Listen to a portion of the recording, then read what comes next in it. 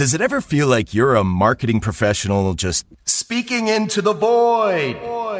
Well, with LinkedIn ads, you can know you're reaching the right decision makers. You can even target buyers by job title, industry, company, seniority, skills. Wait, did I say job title yet? Get started today and see how you can avoid the void and reach the right buyers with LinkedIn ads. We'll even give you a $100 credit on your next campaign. Get started at linkedin.com/results. Terms and conditions apply. This is Paige DeSorbo, the co-host of Giggly Squad. I have exciting news. McDonald's has all new McCrispy strips. It's chicken made for dipping. Tender, juicy white meat chicken with a golden brown, peppery breading. It's chicken so good it deserves its own sauce. The creamy chili McCrispy strip dip, a sauce that's creamy, savory, and sweet with a little heat. But it works with any of our sauces.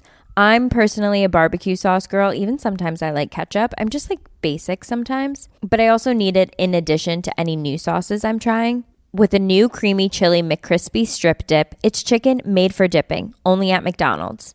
Avoiding your unfinished home projects because you're not sure where to start? Thumbtack knows home so you don't have to. Don't know the difference between matte paint finish and satin? Or what that clunking sound from your dryer is? With Thumbtack, you don't have to be a home pro. You just have to hire one. You can hire top-rated pros, see price estimates, and read reviews all on the app. Download today. You know what I'm saying? That's gotta be. What's my man who made the intro? Mr. John K. What's my man who made the intro? Mr. John Casey. You know what I'm saying? That's gotta be a white man to name the show.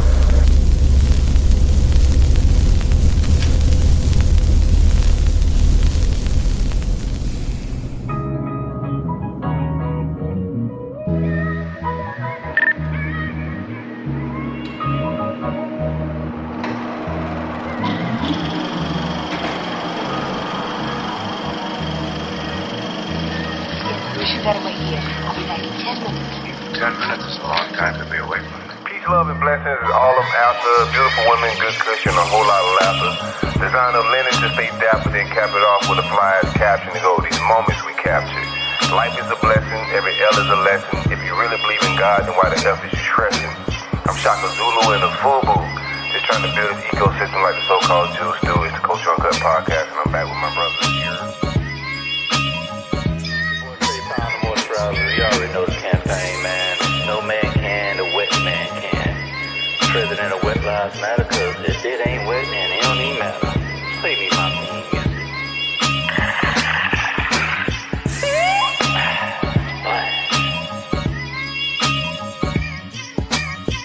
Hang out a little bit, man. Everybody that's hanging out with us, make sure y'all engage. Vibe with us a little bit. Ducking the self-hate and don't care who discriminate.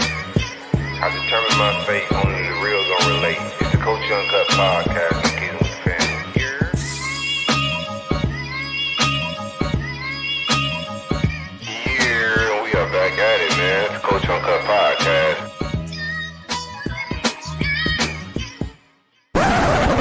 My man Casanova over there on the West Coast. I could tell like how you kicking the vibes.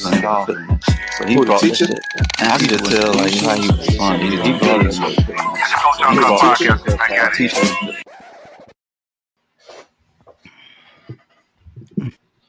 Like we always do it this time. It's the Culture Uncut podcast. We back at it. Beautiful Monday evening.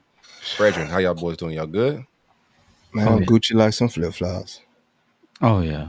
You got to have some Gucci flip-flops, man. I'm feeling good, feeling great, man. I miss y'all, boy. What? I miss y'all, boy. Man, you was down there with the whites, man. Oh, yeah. I heard the captain. I heard the captain. He up there doing like this. What's up, bro? What's up, Brody? Oh, my God, bro. Shaka's out, bro. Drinking a brewski. Sometimes you got to hang. You got to vibe with the whites, man. Yeah. We got a special guest hanging out with us, man. We're going to Marvin Hunter. Let's get into our intros. We got quite the docket, quite the podcast. Everybody cut their ringers off and cut mine off while I'm talking shit. Let's podcast a little bit. Peace, love, and blessings is all I'm after. Beautiful women, good cush, and a whole lot of laughter. Designer linen to stay dapper, then cap it off with a fly-ass caption to go with these moments we capture. Life is a blessing. Every L is a lesson. If you really believe in God, then why the F is you stressing? I'm Shaka Zulu in a FUBU. And we just trying to build this ecosystem like the so-called Jews do. It's the Culture Uncut podcast, and I'm kicking it with my brothers. What it do? It's your boy DJ Nova Fresh, Mr. Always got my people with me, man. You know how I do it, man. Back up in this thing. Never left. Oh, man, never left. Shout out to the people, man. Shout out to Shaka Zulu and the Fubu, man. It's your boy Trey Pound, the moisturizer. You already know, man. It's the tsunami for your mommy. You know, president of Wet Lives Matter, because if he ain't wet, it don't even matter, man. I messed up a little bit, but play me my theme music. Splash. Welcome to the show, Marvin. Welcome to our shenanigans, what we call Culture Uncut podcast, man. Yes, sir. Yes, sir. Hey, man, thank y'all for having me. Before we get into our shenanigans, what our week was, Trey was on a hiatus, man. Like, you're a comedian by trade, right? Yes, sir. Yes, sir. Right now I am. You know what I'm saying? Do a little something here or there. I'm a retired Navy too. So I'm a welder. Okay. I'm a welder also. So I always tell people my first trade is welding. You know what I'm saying? My second thing is making people laugh. Okay. So you put shit together a little bit, man. Yes, sir. Men things. Yes, sir. Yes, sir. All day. A mender by trade. Boy, be building erector sets and shit. Building who? Erector sets. I thought you said rectum for a second. No did it. No diddy. No diddy at all. What kind of company show is this? Yeah. Here's the moisturizer. That's what you said, though. You know? No, say he do rectum sets. I'm trying to expand my vocabulary, man. No, don't do that. You already struggling with the one you got. God damn, son. I got it. You gotta work on the one you got first. Man, it's good. Y'all just don't speak the language I speak. That's all. Y'all need to be Duolingo. Duolingo. We fully immersed in that motherfucker on this show. I'll tell you that much. All right, I'm gonna get into some of your comedy and stuff and ask you a little bit about your career and what you got going on. But we got to catch up with Treyway. He missed last week. Sorry for our inconsistent with our shows, man. It's been a lot going on. Kids going back to school. Traveling going on, business. It gets a little difficult to get 3 out a week, but we're gonna try to get back on track.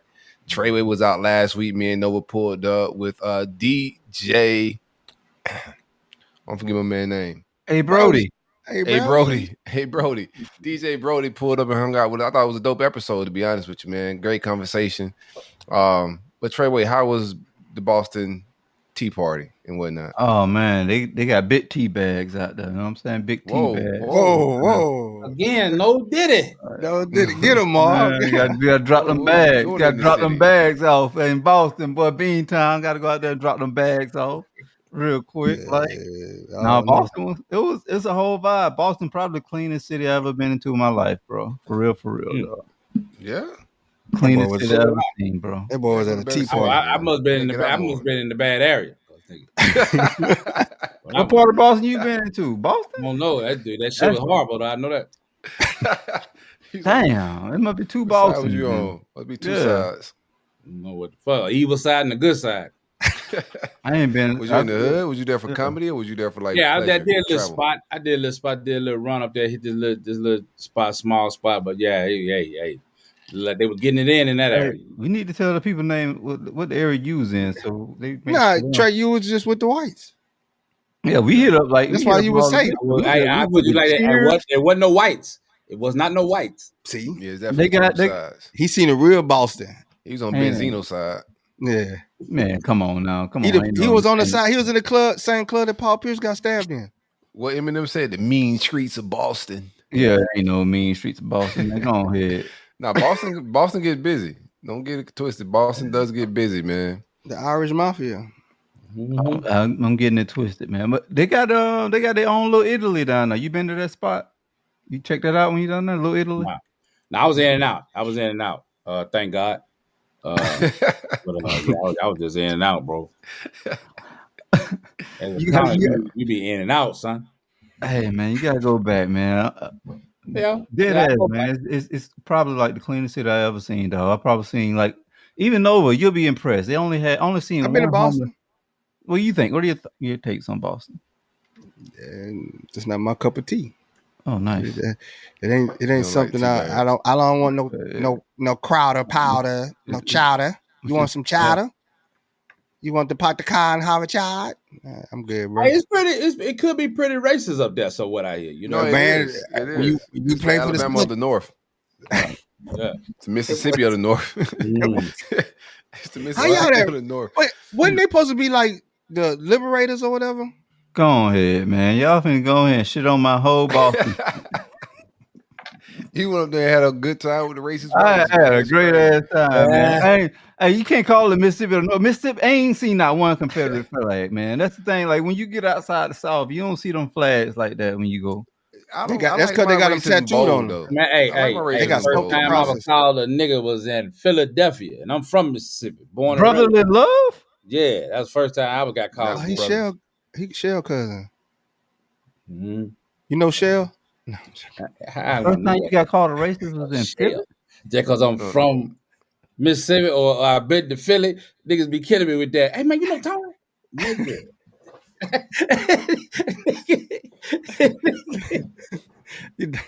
That's how they do. I'm pretty sure when you say you was in the Navy, they be like, "Hey man, my partner, Reggie Sample used to be in the Navy. You know him? Yeah, Littlefoot Willie. You know Littlefoot? Hey, bro, no, I don't think I do, dog. So how does your racism when you go from city to city, state to state, how does that translate? The racism? Yeah. Oh, bro, it's there. It depends on, bro. We was in Banff, Canada. No lie, man. I was having a good ass time, man. Man, one of the best trips I've been on. I got booked to do a wedding up there. Me and the wife walked down from the little resort, get to the bus stop. We sit beside some white people waiting on the bus. Man, they got up and moved to the other seat. Did you fart? No, I was sitting like, is this real? Like, bro, they didn't want to sit beside us. It was just really odd. You know what I'm saying? So it's racism everywhere. But I can't really call that racism. If somebody comes sit next to me, if I don't like, if there's other space, I'm probably gonna get some more space too. Bro, where they went was like way the fuck, like the bus coming, like it just was real, bro. It was obvious, dog. Like you know what I'm saying. But I mean, he from Mississippi. He know racism when he know racism. I was just about you beat me to it. Like he got a master's degree in racism. He got a PhD. He a doctor. He got a doctoral degree. Real. You had the heartbeat of the slave belt, boy. Hey, Chi in the comments say what part of Mississippi? Vicksburg. Oh yeah, yo, super racist down that motherfucker, boy. After Vicksburg ain't back, now you get up in the Delta. You get in the Delta down by Natchez. That's when that shit be. You can taste it in the air. They burning across right now. Natchez, probably. They don't even know the civil rights happened. Yeah, they don't. How far Natchez from Vicksburg? Because I thought that was like Natchez about an hour and a half. Yeah, ain't that too far. Boy, I used to have to drive through Natchez to go to Meridian. Oh yeah, and I just felt like I just seen slaves running through the field, man. I was like, bro, yeah. Wait, you had to drive through Natchez to go to Meridian? Where you was coming? Yeah, I would come from Louisiana. Okay, all right, running through the field. You got a crazy imagination, brother. For real, it's like that in Natchez, bro. Like, I'm telling you, feel the spirits, bro. No lie, bro. No, the Devil's Punch Bowl was in Natchez. They don't talk about some spots in Georgia you ride through. You can feel the energy, man. Yeah, straight up. Yeah. I travel for a living. A lot of time I drive, man. Through you could do laps, make good money in the Southeast, man. You hit some of these spots, man. Country spot, man. You be feeling some kind of way, man. Let me get this gas and get the fuck on, man. Yeah, the Devil Punch Bowl. There's still bodies down there. They didn't ever recover, man. Devil's Punch Bowl. Yeah, it's in Natchez, Mississippi. They just push slaves. It's a massive slave grave. Grave, yeah. Man, we don't hit the listeners with a lot of Mississippi burning and roots. Man, boy, you hear it. Right. There's Trey out there. That's Trey out there, man. Coming back from the Boston Tea Party. I ain't get Natchez, Mississippi vibes in Boston though. That's the thing. Like I said, man. When I was in Natchez, I had to remind the dog. I said, bro, you free, right? You don't have to live through this shit. When I was in Natchez, I ain't getting them vibes in Boston. Yeah. No, Boston, like the racism in the South is just like out front. You kind of know like how people get down in the South. It's just hidden racism up north. But you find out when things get real. Yeah. It's a part of Florida, man. It's a part of Florida. You be like, bro, Like, what is this, dog? All like, of Florida. You get MAGA flags everywhere, son. Yeah, that's what I was trying to tell Nova. Coming down here with the play MAGA stuff. They really MAGA get busy down here with that stuff, bro. Nova MAGA vibes. Nova doggone got Nova awareness, boy. That boy walking around with all that red shit, boy, you know where you at. Yeah, black folks looking at you crazy in Florida with that on. I'm gonna be real with you, because the MAGA may hit different in Cali because you out there in the blue state and it's progressive. Make the culture uncut here, again. the racism. Yeah, but I'm just saying the colors. The red, the culture uncut, bro. If you ran in the right trenches, people gonna look at you a little different. Like, and we ain't got no beef with Trump like that. It's just like, bro, you got to read the room, cuz like, somebody could be very ignorant, don't really understand politics like that. Oh, illiterate. You got a red Trump. Or they just read. They reading the vibe of the people too. Like everybody that wear them hats got a different type of energy. It ain't even about the presidents. It's about like the people that are wearing that shit. They have a racist ass energy down here in Florida. So we ain't even thinking about presidents when you come through with that shit on. Like when you come through, and nobody thinking about who are you voting for. They thinking about the people that wear them color hats like that. They treat us a little weird, bruh. So what you doing around here with that on? Yeah. Mm-hmm. Yeah, they've been rallying for 4 years strong, bro. On them I'm telling you, I seen it. I was talking like, boy, you might want to go ahead and chill with that shit. Yeah. I was just down in Miami, man. We had went to this little backwater spot to eat, man. Just seen some cats and white folks. You go to Flanagan's, did you? Nah. Shit. You got the rib egg roll? Rusted something in Miami. Rusty Pelican? Oh boy, rusting in or something. Oh, I don't know what you talking. I thought you said Rusty Pelican. I'm about to say that's my spot, boy. We ain't go there. Go there if you ever go to Miami. Rusty Pelican. Tell them Corey sent you, bro. Why you ain't take us? You let my cousin take us to your cousin took us to man, but I great told value y'all, Duffy's, bitch. I told y'all not to let him pick no place. Hey Marv, like we talked about on the last show, man, and several shows. I gave them the disclaimer about my cousin. I said, man, don't let him pick no place to go because it's gonna be economic. It's gonna be cheap. You said that under your breath. You didn't say it real loud. And he kept saying, they didn't adhere to the disclaimer. I concur. For 2 days straight, he was telling us to go eat somewhere, and I kept ignoring him. I was like, and then on the second day, everybody tired, right? We had a long day that day, everybody tired, and he suggested, and Trey with the head about, let's go. And he got his fish. He hooked him. Man, your family, bro. Where you take it to?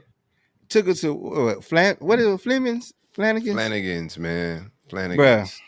An Irish place that serves. You know how hard it is to go to a restaurant in Miami and ain't one black person in it? Oh yeah. You know how hard that is? Yeah. It's kind of hard. It don't even look like a black person been in there in like about 6 months. Oh no. Yeah. In the kitchen, they looked at us like we was in Mississippi when we walked in there. Like, what are these stop coloreds doing in there? Yep. Me, Brody, and the BTS crew had walked in. And the BTS crew looked at me like, yo, we got BTS? What's BTS? Oh yeah, big titty situation. Walked in. Big titty situation. Bigger. I'm intrigued. Yeah, it was Nova and in charge of the BTS and Brody. BTS really mean just let me clear this up. Behind the scenes. So like when you do your series and stuff, like when you got a 30-minute series coming up, right? You said? Yeah, in October. In October. So you're gonna do some BTS stuff behind the scenes leading up to it. Yeah. That's what I'm talking about. Yeah, you definitely have big titties back there, bro. Bro, who? I ain't had no, don't put me, no. Said, bro. No, I didn't have no titties. No, I'm talking about Marvin. No, we definitely had no big titties, man. I'm talking about Marvin. Big titty situation. That's how I come to you. My wife, I'm married, man. My wife ain't gonna have that. Oh, man, never mind. No BTS on this show. Delete the tape. Cut the tape. Cut the tape. No BTS, man. Everybody on the show married, big titty bro. situation. No my mind went to, you know what I'm saying? Yeah. I can't. I'm gonna put a disclaimer. It's a family show. DJ No Fresh had no titties around him at all. Was not involved in any BTS. I don't mind being around big titties though. Like it's not a crime to be around big titties. I'm just putting that disclaimer out there. Makes the room feel warmer. Don't it though? But why is like okay? So big titties make the room feel warmer, but them fucking goddamn BBLs make shit feel odd if you got too many. Yeah. Plastic. Yeah. Shit weird, man. Like I don't like just I don't know. Too many of them. Like fraudulent. It suffocates you. Yeah, it suffocates you. I feel like when the room is filled with like, and I'm in South Florida, so the BBLs could get like crazy. You can walk into a room and just get engulfed with BBLs and BBLs and little boy legs, little goddamn fucking legs and shit. Your legs ain't match your ass, baby. Oh yeah. They ain't got the full fledged package. They got the quick drive through option, but it makes the room feel like it's for purchase. Like you gotta like buy whatever like. It's going down. The price goes up. Man. The price goes up. It's some tricking involved. When it's the BBLs, you already know is and the dudes got the BBLs. They're just tricking. What? It's just tricking. Dudes is getting it now. That's crazy, bro. That's wild. I ain't never been around a motherfucking dude that got the BBL now. Meanwhile, little boy chest over here. BBL drizzy. Nigga, shit. They got in Atlanta. You ain't telling what the fuck you see here. Oh, word. Damn. Well, you done been in the man BBL rooms? Bro, they everywhere, dog. It be walking around. Go to Lennox. Go to Lennox, man. Go to Lennox. Don't tell me, hell no, boy. Them boys down there brave too. Yeah. They very aggressive. Yeah, they look like they want to suck a dick right now. Like ain't no preparation. Ain't no on your mark, get ready, get set, go. None of that shit. These niggas is fucking ready to suck right. If somebody ring a bell, thing, them niggas, niggas is fucking that shit. I went aggressive, dog. I went that joint like 6 years. It was like 6-7 years ago. I hadn't been in Atlanta in a while, but now bro there, I'm always there because my brother there now. But like 6-7 years ago, I went up there with a partner who was coaching track. He had a track meet at Georgia Tech, had some extra plane tickets and rooms, shit like that. So I was like, shit, let me fly up there and hang out. But I hadn't been in Atlanta in a minute. So we went to Lennox Mall. Remember, dog, we pull up, like, yo, let's walk. You know, you walk in the mall, check, shop a little bit, check the scenery out. So we walking. I'm like, man, I let my dog say, bro, there's a lot of dudes in here on dates if you pay attention. So we just kept walking and talking. After a while, I said, you know what, bro, give me like 5 feet. Just like a little gap in between us so nobody think we're a couple out of time or some weird shit like that. You know what I'm saying? Like, you never know what's going on, bro. So just give me 5 feet, cuz. Just cuz. And they be on the hunt too, boy. They different. Boy. And there be some big ass fucking goddamn gay niggas too. These niggas are linebackers, man. Them niggas talk aggressive. The SAS does not discriminate. Yeah, they be talking aggressive to you and everything. Nigga, you be like, what the fuck, man? Like, we'll call you, hey, little buddy. Hey, nigga. You hollering at me? Fuck out of here, nigga. So little buddy around this mother. Now, what is your natural reaction though? Like, what is your natural reaction to it? Nigga, I can't hide my face, bro. I can't hide my wife be like, I need to fix my face because nigga, it should be like, okay, let me put it out there. I ain't got no problem with no gay people. I got gay people. Oh yeah, hey, they come, they get at you right, you do. Hey. Nah, I'm just saying, man. But hey, bro, I don't like that aggressive shit, man. And then the women. The stud's so aggressive, or they'll pull up on you, bitch. You could be holding her hand. They don't care. I'm swinging on the stud. That happened for you gonna have to. Because I'm pro now. If I'm pro now him, I fight a stud. I fight a stud. Oh, you for real? Lose. Yeah, because she believed that she's a man. You gotta listen. So I'm playing. I'm gonna play the role. You believe that you're a man, so then we're gonna undertake in these activities. We're gonna square up. That shit ain't gonna work with the police officers. It sure ain't. No, then I'm gonna be in Supreme Court. Nigga, what I don't be like when the stud be pretty. How the fuck you gonna be a stud and be pretty? I don't trust that shit. I don't agree with that shit. WNBA. You need to scar your face up. You beefing with stud muffins right now? Nigga, you can't be no stud and be pretty, man. That's aggravating. Only ugly women. Only ugly studs is allowed, son. Lesbians. Okay. Damn, boy, I ain't know that rule. Then the nigga be trying to dap you up aggressive and shit. Like, bitch, I'm still strong on you now. Like, don't try to get too aggressive with the dap. My brother flipped one. He flipped it. She used to braid his hair. It was his hair braider. She's a stud muffin, bro. I ain't know she was bad until like bro started she was pretty, but I didn't know she was bad till bro started. And then she started putting on like little That's how I knew some shit was going down. She started popping up to the crib in like tight jeans. I was like, what the Iverson shorts at? Like, what happened to the N1 shorts, baby?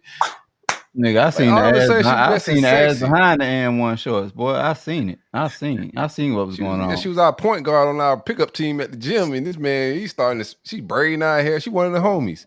And Trey killed the whole thing, bro. She posted me up one too many times. She got her nails done. Chi say the Bulldaga Association. BDA. I don't know if these are derogatory terms, man. Yeah, you gotta say BDA. She's part of BDA. Yeah. You just can't be reading all this crazy ass slander. if you break the word up, just call them old dagger. Yeah, old dagger. Like my daddy say, old dagger right now. That's where it stemmed from. You know how it is. You know how they raise. Nah, but back in the day, daggers used to be the women that they ain't wear no bras. Huh? If they ain't wear no bra, they had just a shirt on. They had a shirt on and they had no bra on. Regular hippie shit. My grandma used to be like, "Oh, look at it! You need to go put old bra on, looking like a bull dagger." What is y'all? I'm not mad at the braless approach. It depends, man, on the outfit and whatnot. Y'all rock with the braless approach? Oh yeah, I like it. Too much. It can be too much, dog. If you going up there for a parent teacher conference, my nigga, and you this bitch got no bra on, like we need to have another. We need to set up a special session. No, you can't take the BTS to the PTA meeting. Bro, man, you see some everything the goddamn school meeting. You don't walk into a PTA with a teacher with no parent. No, the parent. Oh, parent teacher. She came up there with no bra. Oh yeah, you can't control that. You can't Santana. I seen a Louisiana school that put out a. You can't have no bonnets. Yeah, you can't have no bonnets. Yeah, bonnets. The teachers can't. I mean, the parents can't come in bonnets, and it had like you can't have your ass hanging out your pants. It was wild stuff that they had on for like parents dress code when they come to the campus, but it's definitely needed, bro. Dog. Parents be out of control, man. I mean, you gotta get your kid that A. I ain't mad at it, boy. If I'm on one of them doggone single struggling teachers, you know what I'm saying? Them boys ain't making a lot of cheese, so they ain't going on dates like that. So man, what's up with all the teachers fucking the student, man? All the female teachers. I know coaches ugly ones. We had ugly teachers coming up, man. I had a few teachers I took up through there. I'm gonna be honest with you. I ain't had no teacher, bro. Not one. All my teachers. That's why. Yeah, 60 nigga. That motherfucker, they good at crawfish. Louisiana and Mississippi, of course, man. Yeah, nigga, they had them knee-high coffee stockings on, nigga, with them kidney heels. Ain't nobody want that. Bro, get the fuck on, son. He say kidney heels. Yeah, we had a teacher. We had a bad. We had a bad teacher. So one of the kids that I graduated with, I think, he graduated a class behind me. But he went on to play pro ball, bro. When he got drafted, he came back and scooped her. He married her to this day. Whoa. Oh, nice. She was bad like that? She must be bad. Bro. She was. Man, I mean, you could technically be like 24, 25 years old, bro, teaching like high school, like on the real. And she was a younger teacher. But yeah, buddy went pro right out of high school, double back, married her, all that, man. She was the reason why his SAT scores and shit was high. The extra tutor. Nigga, when I was in school, the coaches was messing with the girls, but I don't remember it wasn't a bunch of females teachers screwing little dudes though. It was some of that shit, but wasn't nobody telling it though. These little niggas not tell everything. Cause they on Snapchat with everything, man. Chi said it was the Navy recruiters coming after her. Oh, the Navy recruiter, that's why she joined. Yeah, my hometown. Oh, he was knocking them down. Hey, that's how she joined. Yeah, she ain't finna tell us the real truth. They done took Chi down. Them boy they pulled up in the Challenger. Let's cancel some Navy men. Come on, let's do it. Let's cancel them. Yeah. Let's cancel culture. We out here a little bit. How they get you to join? What they did, Chi? They pulled up in the doggone Charger. This is a safe place. Yeah. Told her, hey, I'll give you this doggone, you know what I'm saying, this quick ship bonus real quick, you know what I'm saying? Them recruiters was... Man, she said, hell nah. They used to knock them down, boy. Man. Shout out my boy Julian Mickens, man. Yeah, a legendary recruiter right there, man. He just snitched on the dog. We shot on that man doing this segment. You just put him out there. Yo, I just hey, do not shout me out doing a segment like this, bro. Like, I didn't want to shout my dog out, man. Oh, that what it was? You just want to shout him out? My dog. Just for giggles, my nigga. Yeah, you want to shout him out? Crazy shout out. But dog, you know, he was a legendary recruiter. Why is he legendary? Bro, that's crazy, dog. That's crazy. Hey, he had a success rate. Gunner. Unsolicited, just threw my man on the man. That man ain't asked for none of this, man. He got a whole family. None of that, dog. Man, got a whole family somewhere, bro. A career. He got probably a couple families somewhere. Bro, that man shot his full name too, first and last. Hey, that boy he used to have me sleeping in the car, whole man. Government. Hey man, that boy had me sleep in the car, bro. While he up there, he be like, "I'll be right back. Let me go talk to her. You stay right here." He come back out, fixing his pants, putting his whites on, tucking it in. Hey, all right. Oh, that's crazy. Then he go a block over. Hey, I'll be right back. I gotta go holler at this recruit mama right fast. No, dog. No, he had. You're a stone cold criminal. Boy. If you had a GPS tracker, I see why they put you in charge of the brothel investigation. Bro, this boy had a whole. He was like a bus driver. He had a whole path that he just drive along, bro. In each city, bro. And I just be in the car sleep, bro. Hey, I be telling niggas all the time, like, I got kicked out of college, right? And then, like, we talk about dad want me to go work at plant, like, fuck that, I'm going to the military. But man, I was salty at first. I want to go HBCU. And so, but then I told nigga, like, my first year, like, my first command, nigga, that little bullshit they were doing them HBCU, dude, that was child play. Bro, we was wilding. Yeah. We was beyond wilding in my first command, bro. It was like, I was like, HBCU, who? What? And you get a little bread in your pocket, a little bit. And a little bit of bread in the pocket. Bro, you can go get the 40 out. Different. You got the money to go get the 40. Man, I talked to my niggas, man. A lot of our cats with the Jack State University. I call niggas, they be telling me what they do. I said, yeah, nigga, that's cute. That's all right. You send in the brothel report. You ain't got nothing know what we doing over here, dog. Yeah, we going overseas getting raunchy, nigga. Like we going crazy over here, getting real degenerate. Bro, my first C story. That shit y'all doing is wholesome. Bill Cosby. Hey, somebody said this other day. Now that we're talking about that, them folks' name was Claire Huxtable. Like, who the hell is the Cosbys? Oh damn, that's a good one. Yeah, it is. Yeah, nigga. Damn. Nigga. No, hey man, we need to put that on the dog on the woke Patreon. Who the hell is the Cosbys? Nigga, I ain't never. Yeah, Claire Huxtable. Claire. Heath Huxtable. Yeah. Hey, how the fuck they was a cop? Nigga, I ain't never noticed that shit, dog. I ain't noticed until I seen somebody say that on social media. I was like, that's a great fucking question. Who the hell is the Cosbys? Them people was the Huxtables. Yeah. Oh man, bro. I ain't even thinking. Boy, you done messed my head up now, man. I'm gonna be thinking about this. I had to do it to y'all. They did it to me. Free bill. I ain't never put two and two together. Me neither. It just never crossed my mind to even put that. All these years. Chi said she was on the Green Bay, had old boy folding her laundry. Oh damn. He probably was folding her up after. I mean, you can find a simp. They be proud when they find a simp. Women find a simp. Girl, I had him doing the simps. All these simps out there in the world, y'all think y'all be like heroic, just good men, wholesome men. This how they talk about y'all. Yeah, this how you talk about. I had him folding my clothes, and that's how they talk about simps, man. Paying my light bill. I always said, nigga, do not call that woman phone, man. Leaving no sad ass message, nigga. She gonna play that for everybody. Bro. I'm telling you.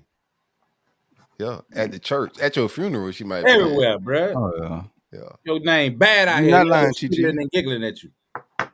Man, that boy. You can't even like get revenge sex with her friends now because they done heard you crying too.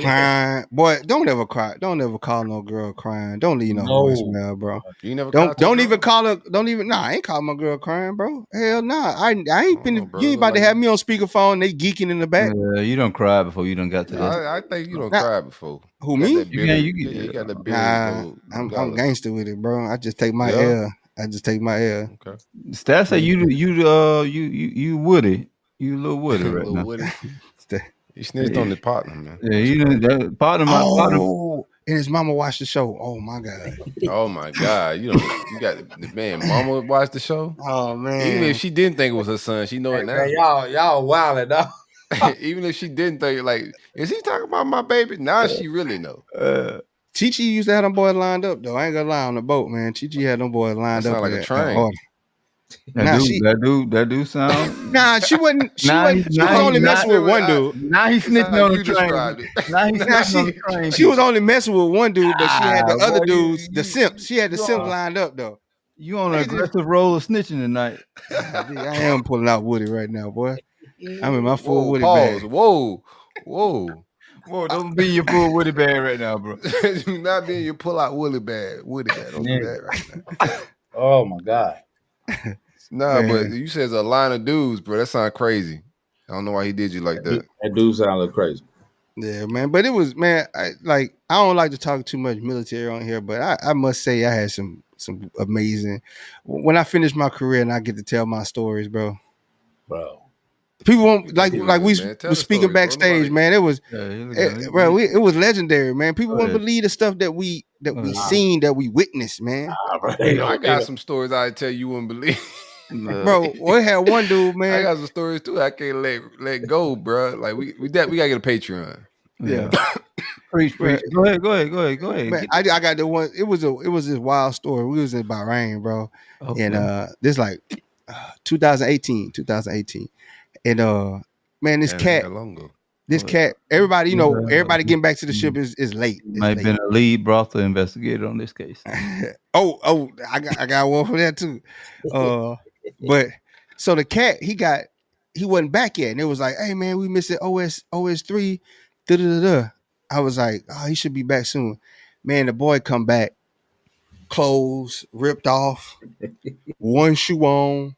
And he just like so drunk.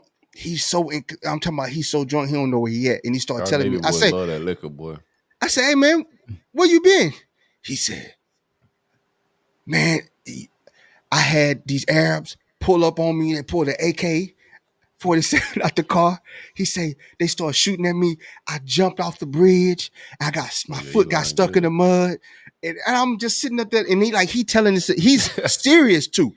Yeah, and he tells me, he says, look at me when I'm telling you this story. Look in my eyes. And I'm just looking at him like, bro, go ahead, go on, get on the ship, man. We're gonna deal with you tomorrow. He said, you don't understand. The terrorists tried to kidnap me. They shot at me with an AK-47 and they threw a bomb and I jumped out the bridge and my shoe got stuck in the mud and I had to crawl through a tunnel. I was like this, bro. Y'all drug testing? Yeah, they should have. We drug testing. He was on that blue magic. And then the next day he had like he didn't remember nothing, bro. He was like, look at me when I'm talking to you. Look in my eyes. I said, yeah, you gotta go up there. Man, it's so many them kind of stories, dog. That shit funny as hell, dog. And nobody will believe you. You gotta have a witness. And it was witness. People were looking like, yo. And he said a lot more stuff than what I'm saying, but that shit was funny as hell, dog. Man, I done called out work with shit like that, boy. So you ain't surprising me. That boy said they pulled up. Said he was standing there. What the hell are you talking about? I done called out work with them type of stories, bro. Yeah, that's gonna be my reason I call off tomorrow. He said he was. They can do some stupid ass shit, bro. We had this nigga named Victor Gray. Damn, boy, you telling government names too? Yeah, everybody. Man, fuck that dude. We had this dude named Victor Gray. He's a sweet on this little streetwalker. This shit. They used to be a Waikiki walk around. Okay.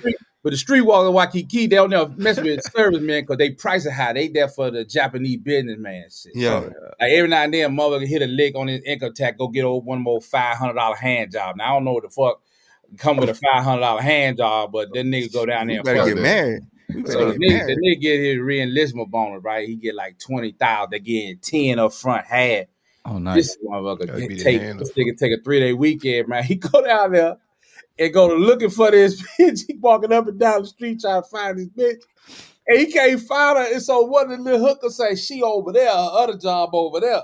So he went to the play. Why this bitch is a magician in the hotel, dog. This bitch like pulling out rabbits. That's hilarious. This bitch doing all kind of shit. So My man Victor, he roll up on her. She know who he is. He a John, so she don't want to talk to him. This her regular job. Like, get out of here, man. I'm doing real trick. So the nigga wait on her and shit. And I keep saying, nigga, I need to start saying the nigga actually white. But anyway, so he wait on her. Sound like some white boy shit, man. Yeah, exactly. So he wait on her. She come out and she really like, get away from my job. You don't come down here. Man say, I got 10 grand just for you the whole weekend. She's like, of course. So right. So they go, so he go spend a whole 10 on her. He love this chick, man. So he take her to the hotel, man. They lay up the whole time, man. 3-day weekend. So he come back Tuesday, bro. He can't close his mouth because his tongue then swole up and turned a color, man. It's been sitting there eating that bitch out, man. Lord. He had quarters in Master Chief look at him like, get the fuck out of my division. You ain't got to go to medical. You don't need no paperwork. Get the fuck out of here. Don't come back to that shit, man. We told him, man, you got that abracadabra in your tongue, man. He was talking like, da. Like, hey, bro. Wonder what the fuck. That's what you did for 10. You gave up 10. You gotta control. You gotta control your horny, bro. Herpes? You know how horny you gotta be to eat a prostitute, bro. Like you gotta maintain your horny, dog. I don't know. There's no love, bro. That's he need DD, man. He said, at least I had fun, man. Oh, I know it's at least I had fun. He said, at least I had fun. It's dangerous. He had not being able to pull females is dangerous, dog. Because then you just be horny and making reckless decisions, bro. Like, think about like we're like guys that could get chicks and like we normal dudes, but if a dude can't get like, and we still make bad dick decisions, right? Like you still could be like thinking with your dick and not making good decisions out here. Like getting one off before you leave the house is just highly recommended, bro. Like don't leave and walk into these streets horny. But you still got access and you could pull something. Imagine the dudes on some real droughts, bro, and decisions like they make around with one in the chamber, cock, like them boys in the Whole Foods, the dude in the Whole Food with that doctor. He went off on her back and dipped out. She said she bent down to pick up something from the bottom shelf at Whole Food, and he got off one.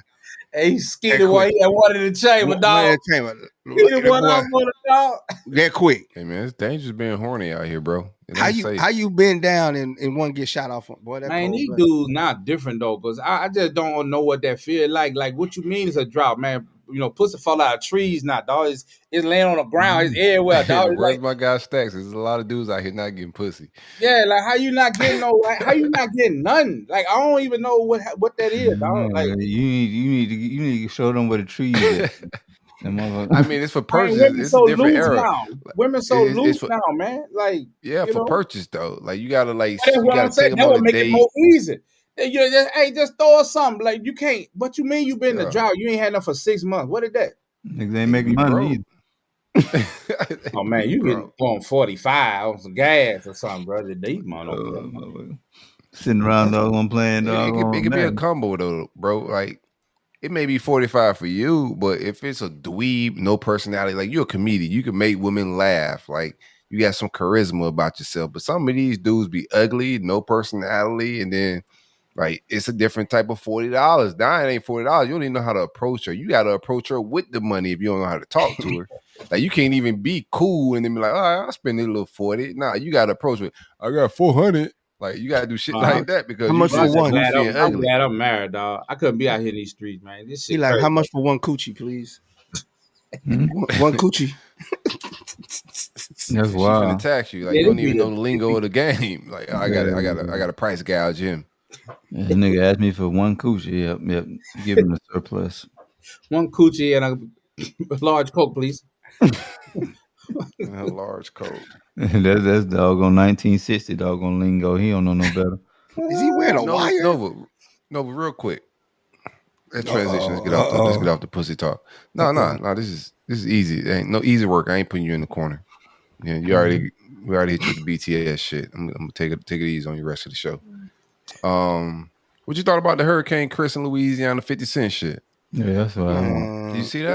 We got to pull up the clip because that's the one I want to talk. You talked about you throw all these random ass shit in the topics, but you ain't want to talk about this one, boy.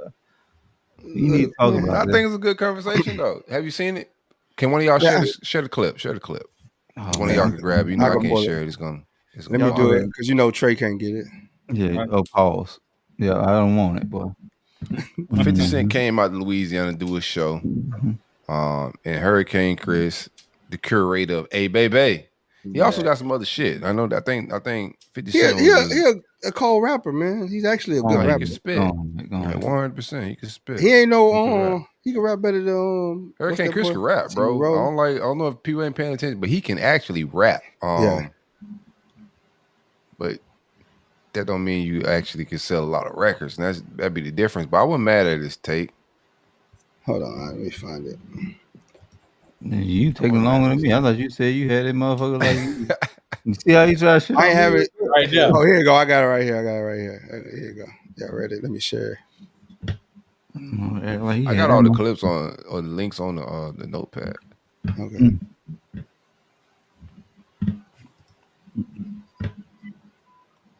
What did I say that? Yeah. Concert in Louisiana and don't book no Louisiana legends and put no bankroll in no Louisiana legends pocket, but you pay the police $500,000. Start over and expand it. And don't book no Louisiana. Well, you supposed to be a part of hip hop. You throw a concert in Louisiana and don't book no Louisiana legends and put no bankroll in no Louisiana legends pocket, but you pay the police $500,000. What type of is that? That nigga walk around Toronto rap advantage of my city because cheap and costs way less than it costs where you from. And y'all stupid, slow, so crazy that y'all gonna let this come down here and not show no love to Louisiana. This ain't book no Louisiana artist. This ain't book Big Papa. This ain't book B Will.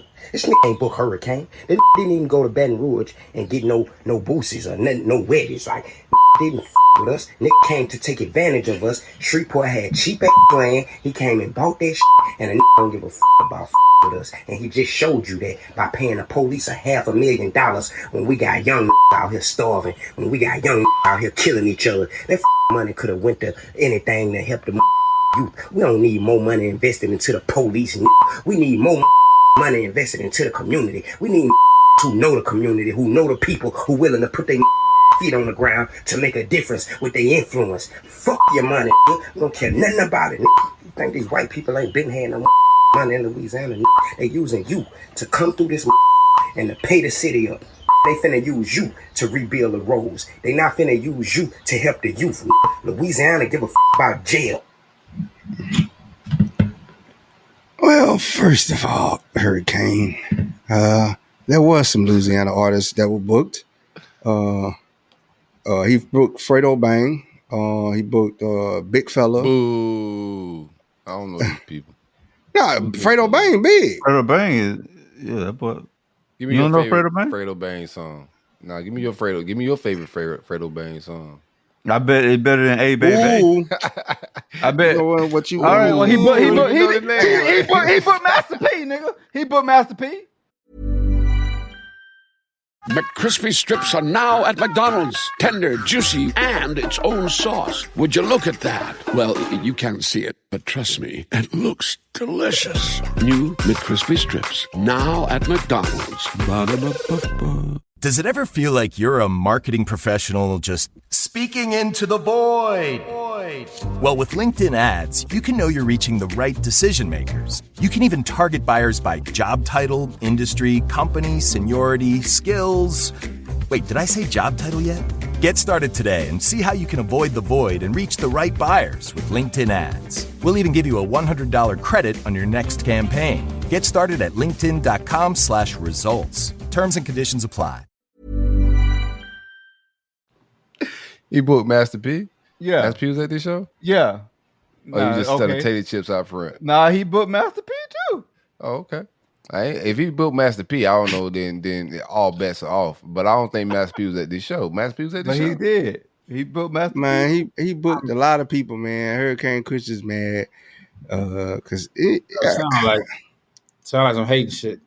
He just upset that he wasn't. If you want to hate, that's you gotta choose your bag when it's time to hate. Like, That's the best way to go. Is like culture vulture shit. That's what he pretty much saying. Like 50 came in, then like, and I think that should be regular, and I think that is rap tradition. If you go to somebody's town, you need to book the local acts that are like popping in that city, put some bread in their pockets. And he did though. That is, yeah. I'm not saying he didn't, but Hurricane Chris may not. It's almost like Hurricane expecting a nigga like to check in, like he coming to LA or some shit, like check in. Man, that's 50 Cent. You talking about culture vulture? 50 is the culture. He more the culture than you, and he brought the studio down there. He giving people jobs. So I mean, I don't know what Hurricane Chris doing, but 50 giving people jobs. So you can't. I know what he doing. You know, I mean, you can't make everybody happy. You can't, man. That's a fact, Jack. That is a fact. You said a he had with that, bro. Fredo Bang in that joint. You still ain't give me your favorite Fredo Bang song. I told you, ooh, you know what you want to do. Kill that bang. Hit it, man. Come on, bro. Bang go hard, man. I'm gonna send you a whole playlist soon we get off. Nah, I'm not gonna. Hey, if you send it to me, I'm gonna listen. I love music, so I'm gonna check it out. But Bang go hard though. I ain't know no Fredo Bang. Yeah, Bang. He very underrated, but he's known though. I've seen his name around, but I'm not familiar with his game. That's what I would say. Yeah, there's a lot of music out there too. It's impossible to know every artist, bro. I get recommended artists all the time. I just be like, bro, this is not when like we were kids and like drops were like, bro, people dropping music. The access to music is everywhere. So many dope artists. That's why when people say music not good. No, you're not finding good music, bro. Your ear is trash. Or you stuck in the wrong algorithm, but there is so much music and there's so much good music out here, bro. You just gotta go find it and not listen to the radio all day. Yeah. Who else he got on the list? No. Well, there was he had Monica, he had Soul For Real, The Baby, and what it is, those are the main acts. So a lot of street, it ain't no big street part artist that's gonna headline, that's gonna deserve the headline title there. You know what I'm saying? But they're gonna have opening acts. They supporting acts. So they performed. They're like Big Fellas is he won. He's known in the club scene there. He's a big time club rapper. He got that Working My Shoulders song that's pretty dope. Walk in, working my shoulders. Lunel came at 50 because of the comment show they had down there. He ain't have no female. Who that? Huh? Lunel. Yeah, she hit him up, said, "Hey, you ain't got no females on there." And then he said, "But your fat ass will book." I don't know why they come at 50, man. Because 50 coming back, he coming back at you, so I don't even know why they pettiest dude. He the most pettiest dude, bro. He the most pettiest dude walking. That's hilarious. Hey man, I'm gonna tell y'all a story, bro. I know somebody who used to work with 50, and the nigga ended up marrying this chick.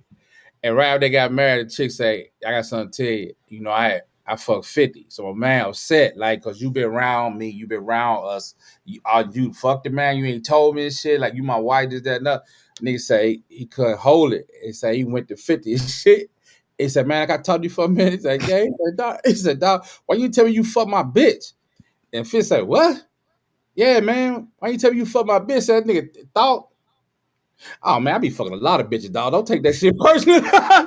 Real shit. Like, if you go meet a woman that's around 50 Cent, work for 50 Cent, like, don't be gullible, dog. Like, any powerful man. Like, real shit, bro. Think about the world we living in. Just on some game shit. So if you meet a woman and she work around powerful, rich men, and powerful, I ain't talking about just the president. You could be a cop, motherfucker. Like, if your old lady work around powerful men, bro, like, or you meet a woman that work around powerful men of that type of, like 9 times out of 10, she getting taken down. Don't be she just a good ain't girl. Nowhere to get got at in church, them big mega churches. You let your old lady be fine and be around. Deacon John got her, boy. He knocking that down, son. Get in your bag. Once Deacon finished with it, the pastor's gonna get it. Yeah. You know, and they got the holy meat. Whoa. We need to clip that part right there. I'm just clipping that part right there. Him saying that, we just gonna clip. That's minute 51. He got the holy meat. We just gonna clip that part up and you put it on socials right there, bro. Holy meat. Holy meat, nigga. Got the holy meat, man. So as somebody who's been on the scene and also like in that comedian realm, like, have you seen, like, when it comes to, like, you know, we don't seen the Chris Brown experience and all types of wild shit. Have you seen, like, that stuff in up close and personal. What specific are you talking about? Like somebody jumping on somebody? Or Just the whole groupie type deal. Oh yeah. Everybody got groupies. You got groupies I'm gonna tell you what's so weird to me. Man, I've been doing this. I retired from the military in 2010. I went professional doing this shit 2010. I still ain't got used to the fact that you got comedy groupies. It's chicks that just be finding men attractive because they funny. That's it. Like they really is groupies or just niggas that's funny. Hey, nah, funny is the new sexy, bro. Bro, it been a new. Well, get your wit up. It be get weird. Your wit up. You know. Like, so you see that shit all the time, dog. You be sitting there looking like shawty, like, me traveling cities. BTS everywhere, huh? Yeah. When I found out I could get him with just these jokes and this wit, bro, that was when life really changed for me then, bro. Like, ain't called good. Give a gab. You got 2 jokes you gonna kiki at the third one is over. Oh yeah, you make a woman laugh, dog. It's over. Yeah, I just especially that like whole naturally.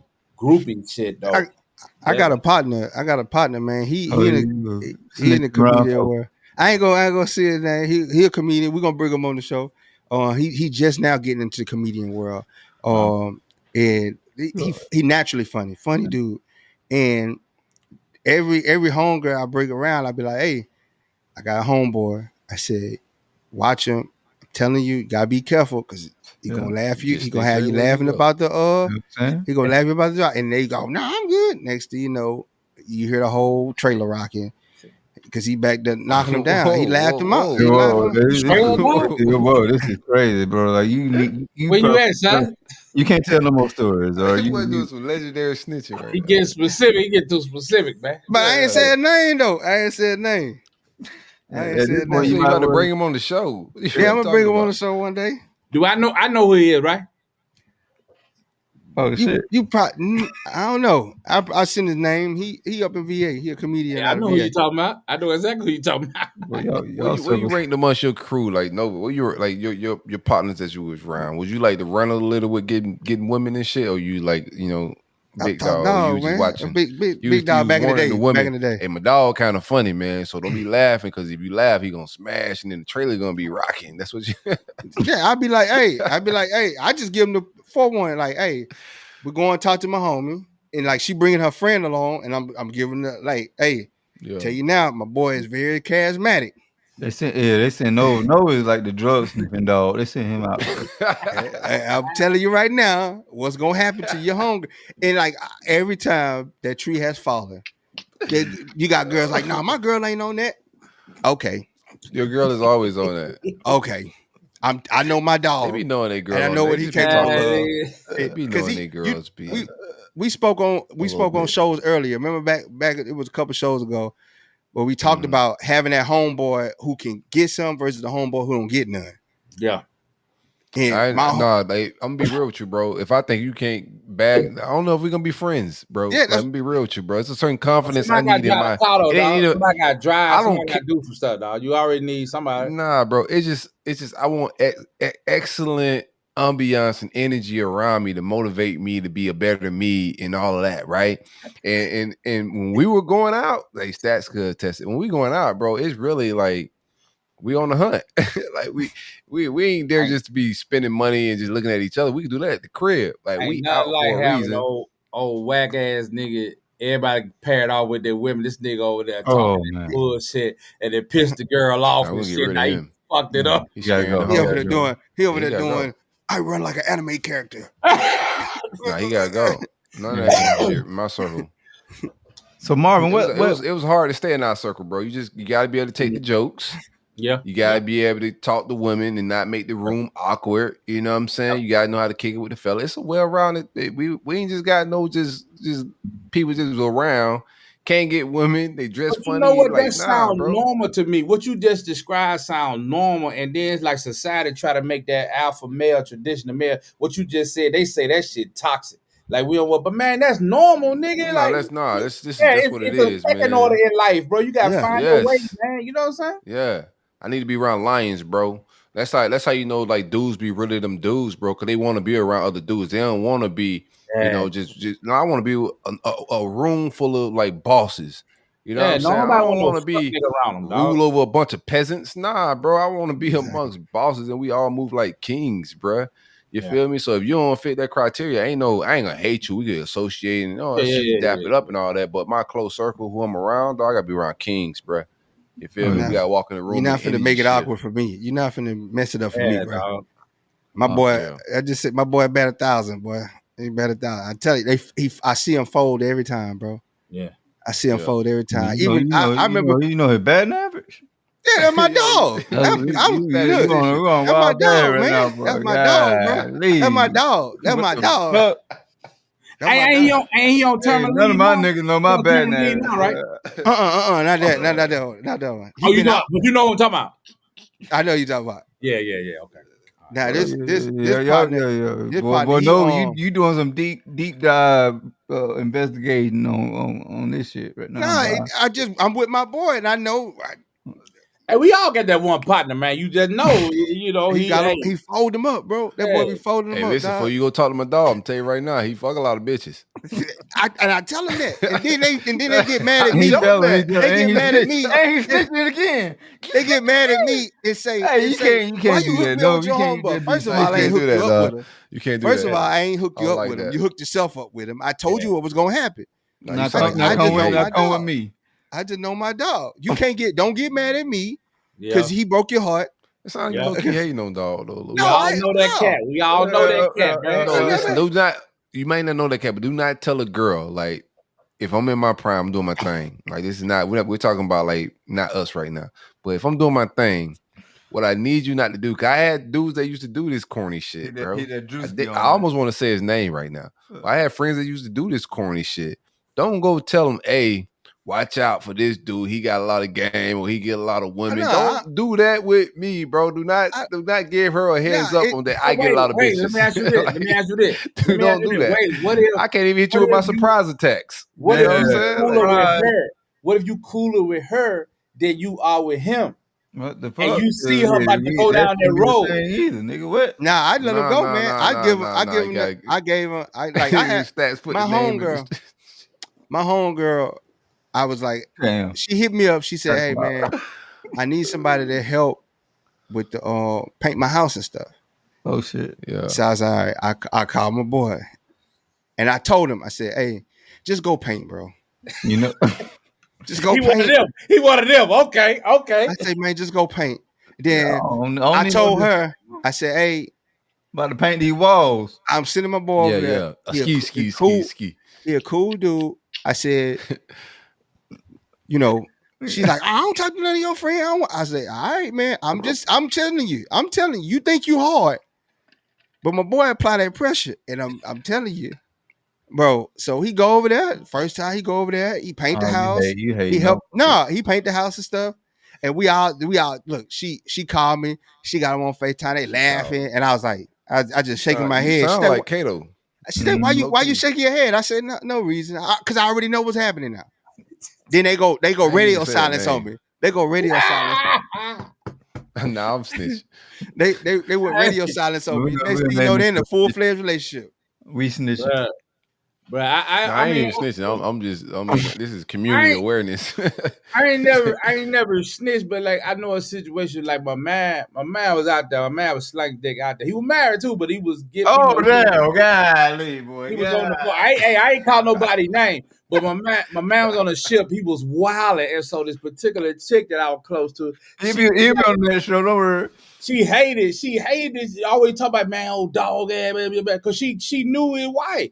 So then, like my man, some kind of way got his hooks in her, and she came and told me, and I just kind of look at her like, but then you say you want fuck me because he do, yeah, but you know it's a little different when you talk to him. I'm like, oh my god, it's complicated. Yeah, and what he do? Like, ran through her. Yeah, that's what you gotta do, man. Like the game's gonna be the game. Added it to the list, and she came back mad at you, bro. She came back mad at you. She turned gay. I'm not finna say. She turned gay. Oh, shout out to him. He did a real good job. She turned her gay. Yeah. She was so distraught, dog. She was so distraught. And so she turned gay. Yeah, he got in his bag. He got real toxic with her. But here's my thing, right? Stacks toxic. My policy is, if you ask me about any of my homeboys, bro, if it's not my family, like, I'm not, like, you got to figure that out on your own. Like, don't ask me about his character or anything like that. I'm friends with both of y'all. I speak highly of him. I don't speak. No, but I don't have no opinion. Like, I do not want no opinion about none of What this. if Like, it's y'all your go do cousin, y'all though, thing. dog? What if it's your cousin? My cousin, then that's different. I've hated on one of my homeboys with my cousin before. Like, that's straight up. Like, now it's my family, bro. Like, because I'm not even I don't leave trying none to of my hit your cousins family. around them. I don't leave none I'm of my. not even like, I'm just from a different cloth. Well, I'm not gonna even try to like smash your cousin, right? So I'm already looking at you a little different that you trying to hit at my cousin. But grown people gonna be grown people. But if my cousin come ask me, because I'm not gonna volunteer that information either. But my cousin come ask me about your character as in a dating capacity, I'm gonna be 100% real. You know what I'm saying? Now, you know what I'm saying? It's a little bit, this is family. So, you know, gloves off on that point. Yeah, gloves is off. So yeah, I definitely hated on a friend with my cousin before. But that was asked, and I thought it was like creepy that he didn't even step to me at first anyway. What's up? How you put it though? How did I say it? I just straight up told her, like, nah, you don't need, nah, that ain't it. You don't need to be dating him. Like, straight up. I think he got a girl right now. Like, yeah, how bro, this is my cousin. How would y'all put it? Like, I think he got I he just got don't a bring him girl right around. now. I don't think I know he got a girl right now. Like, nah. How like, y'all put it? The audacity. Hey, I done told him, like, if you real close, female real close, I say, hey, I'm gonna tell you, he run through bitches. Now you do what you want to do, but I done told you. And then they run to it. And they run to it. They run to it. So I be like, and then when it goes sideways, you can't stop them because now they intrigued because women like women. Women love dudes that could get bitches. Like, not to call y'all bees, but women. Women love dudes that could get women. Straight up. So when you say that, it's not like that's going to deter them. No, they just more curious. Like, why so many women like him? They don't want them coming back to me all that whining when it goes sideways. I don't want to hear it because I told you. So, like, I'm like Chi-Chi, man. I do got some female cousins that are gangster though. I have to warn my own boys, man. Nah, don't mess with her. Oh, like too. I got some killers now. Don't get me twisted over here. My barber back home, he used to cut my hair. Right? I don't want to hear that shit on either end. Is what I'm trying to tell you. Nah, I warn dudes about my sisters. Because my sisters, like, you're not finna snitch on everybody. Nah, my sisters, them, they gangster, man. Like, they just gangster. They got that snapback, huh? Nah. What is wrong? They just gangster, bro. They beat people up, bro. My sister they fighting niggas. Yeah, they real sweet ladies, right? Until you play with them. And I tell dudes, I like my barber was cutting my hair. He was cutting my hair. I come home and he was cutting my hair. He said, "Man, I gotta talk to you." Nobody should mean cut your hair right now. I said, "Man, this is back in the day, man. Chill out."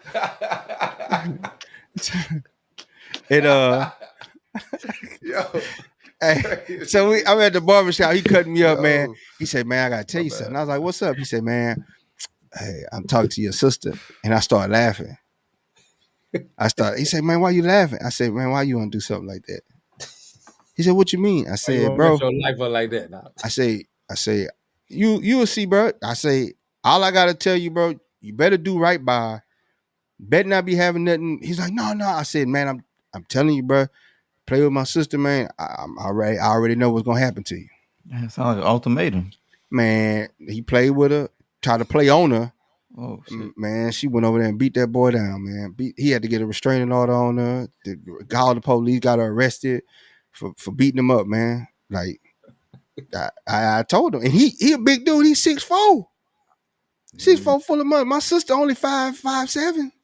Yeah, I just don't like being. I got my own shit, so I don't like being in people relationship shit. So when people stuck to me with that, like, I don't like if y'all gonna like the chemistry gonna pop off, then cool. You know what I'm saying? Like, I'm not. I just can't be the hookup guy. I don't want to know what y'all got going on. I really have an opinion on it. You feel me? If y'all come ask me, then that's different. But I can't talk about it off the rip, bro. I gotta let y'all figure it out because we all grown. You feel me? Yeah. I hate when people do that. I hate when people like paint an impression on me to other people before I meet them. Yeah. I hate that, bro. I ain't gonna even lie, my nigga. I'm the opposite when it comes to that, bro. Nigga, if I'm fucking with somebody and you know, nigga, I'm gonna ask you, what's up with shorty? And if you tell me you better tell me, because when the shit goes south, don't ask me. Then I'm gonna tell you. If you ask me, hey man, does she get around? I'm gonna let you know, like, you my dog. I'm gonna give you the rundown. Like, if you ask me. But like, only like if we about to go hang out and we about to mingle, I'm not finna give you the, hey, I wouldn't talk to him. Nah, like, I don't really give a shit. Y'all figure that shit out. Now, if y'all never ask me, I want to start hollering at her. I didn't see it up on a nigga though. A nigga I know I see this nigga fucking up, dog. I wouldn't do that, and I just leave it alone, bro. Cause I see what finna happen, bro. Like, nigga, you ain't sharp enough for her, man. That's a different level. Dog. She finna take your ass down through that, nigga. If you my nigga, I just feel like I'm obligated to come to your, you know what I'm saying? You a stupid. I'm trying to rescue you, like to warn you. If you're in my circle these days, like maybe in my 20s, but right now, where I'm at, bro, like if you're in my circle, I need you to have a wherewithal to read women. A little bit. You need to have a wherewithal to read women a little bit, bro. Man, some of them be looking quiet. They get quiet, then they got a whole extra page with booking info in it. They have a whole Finsta account. What do they call them? It's different out here because the women are the dudes now. The women act like dudes. They move like us that we used to move back. They think they act like dudes. They think they act like dudes until they meet the right dudes. You throw that whole thing down there, and they're like, yeah. Shit different. But that's what I be tripping on. Like nigga be getting took because like, bro, she playing you like you would play somebody. Like you know what she doing. Like, are you falling for that? Because they follow love. Bro. She telling them what she wanted, what he wanted to hear. The boys had a wherewithal, man. They gonna have to have a wherewithal to read rooms and women's mannerism. Don't listen to their words, watch their actions. Just like different type of cool thing. The guy that got to be around me. So I got to explain to you that she got some thottish ass ways. I'm gonna be looking at you a little bit differently, bro. I'm be like, damn, I had to tell this man like he ain't have the wherewithal to like feel the energy and see how she move or. Body language, you know, like shit, he down there smashing a few hours. Like it's a few things you kind of put together here a little bit to say I need to watch my back. You know, she's asking me to borrow money or to pay bills. I just met her. Like, you know, that's a great if you ignore all these red flags, like who am I to stop destiny in life? I'm a man of just natural selection, bro. Hey, as soon as you gotta get got. When you text them and you like, hey, how your day going? She like, I'm stressed out. I don't even reply. I just met you. I just met you. I already see. I already see one time I got so. See, I ain't got to explain that to you. You got the wherewithal to read the room. This is what I'm saying. I got so mad with this shit one time, dog. She was a stripper, and I knew her from the strip club, bro. I just in passing, you just one of the strippers in the shit. And so, but she got my number because of a party we would have. We used to throw parties in Guam. And okay. I thought it was like Guam. I thought okay, so Guam. Okay, so not. Yeah, so it was a random shit. And so one night, bro, this bitch called me and said, "What you doing?"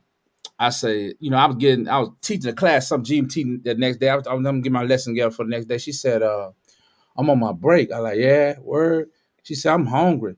Can you bring me a sandwich?" Man, I went the fuck off that. Like, who do I look like, shorty? Like, you honestly think I'm gonna come down to the strip club, bro, and bring you beefing over sandwich? You ain't even want to get a motherfucker sandwich, nigga? No, because I'm not bringing a stripper a sandwich at work. You will die before I bring you a sandwich. I'm about to bring a stripper a sandwich at work.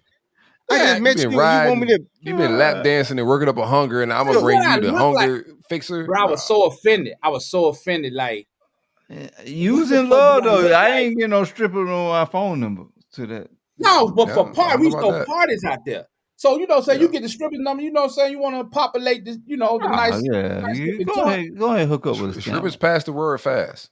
Yeah, and then you walking, you doing a simp walk. Hold on, you doing a simp walk going to the club with a sandwich. I look like the mayor of Simple Town, dog.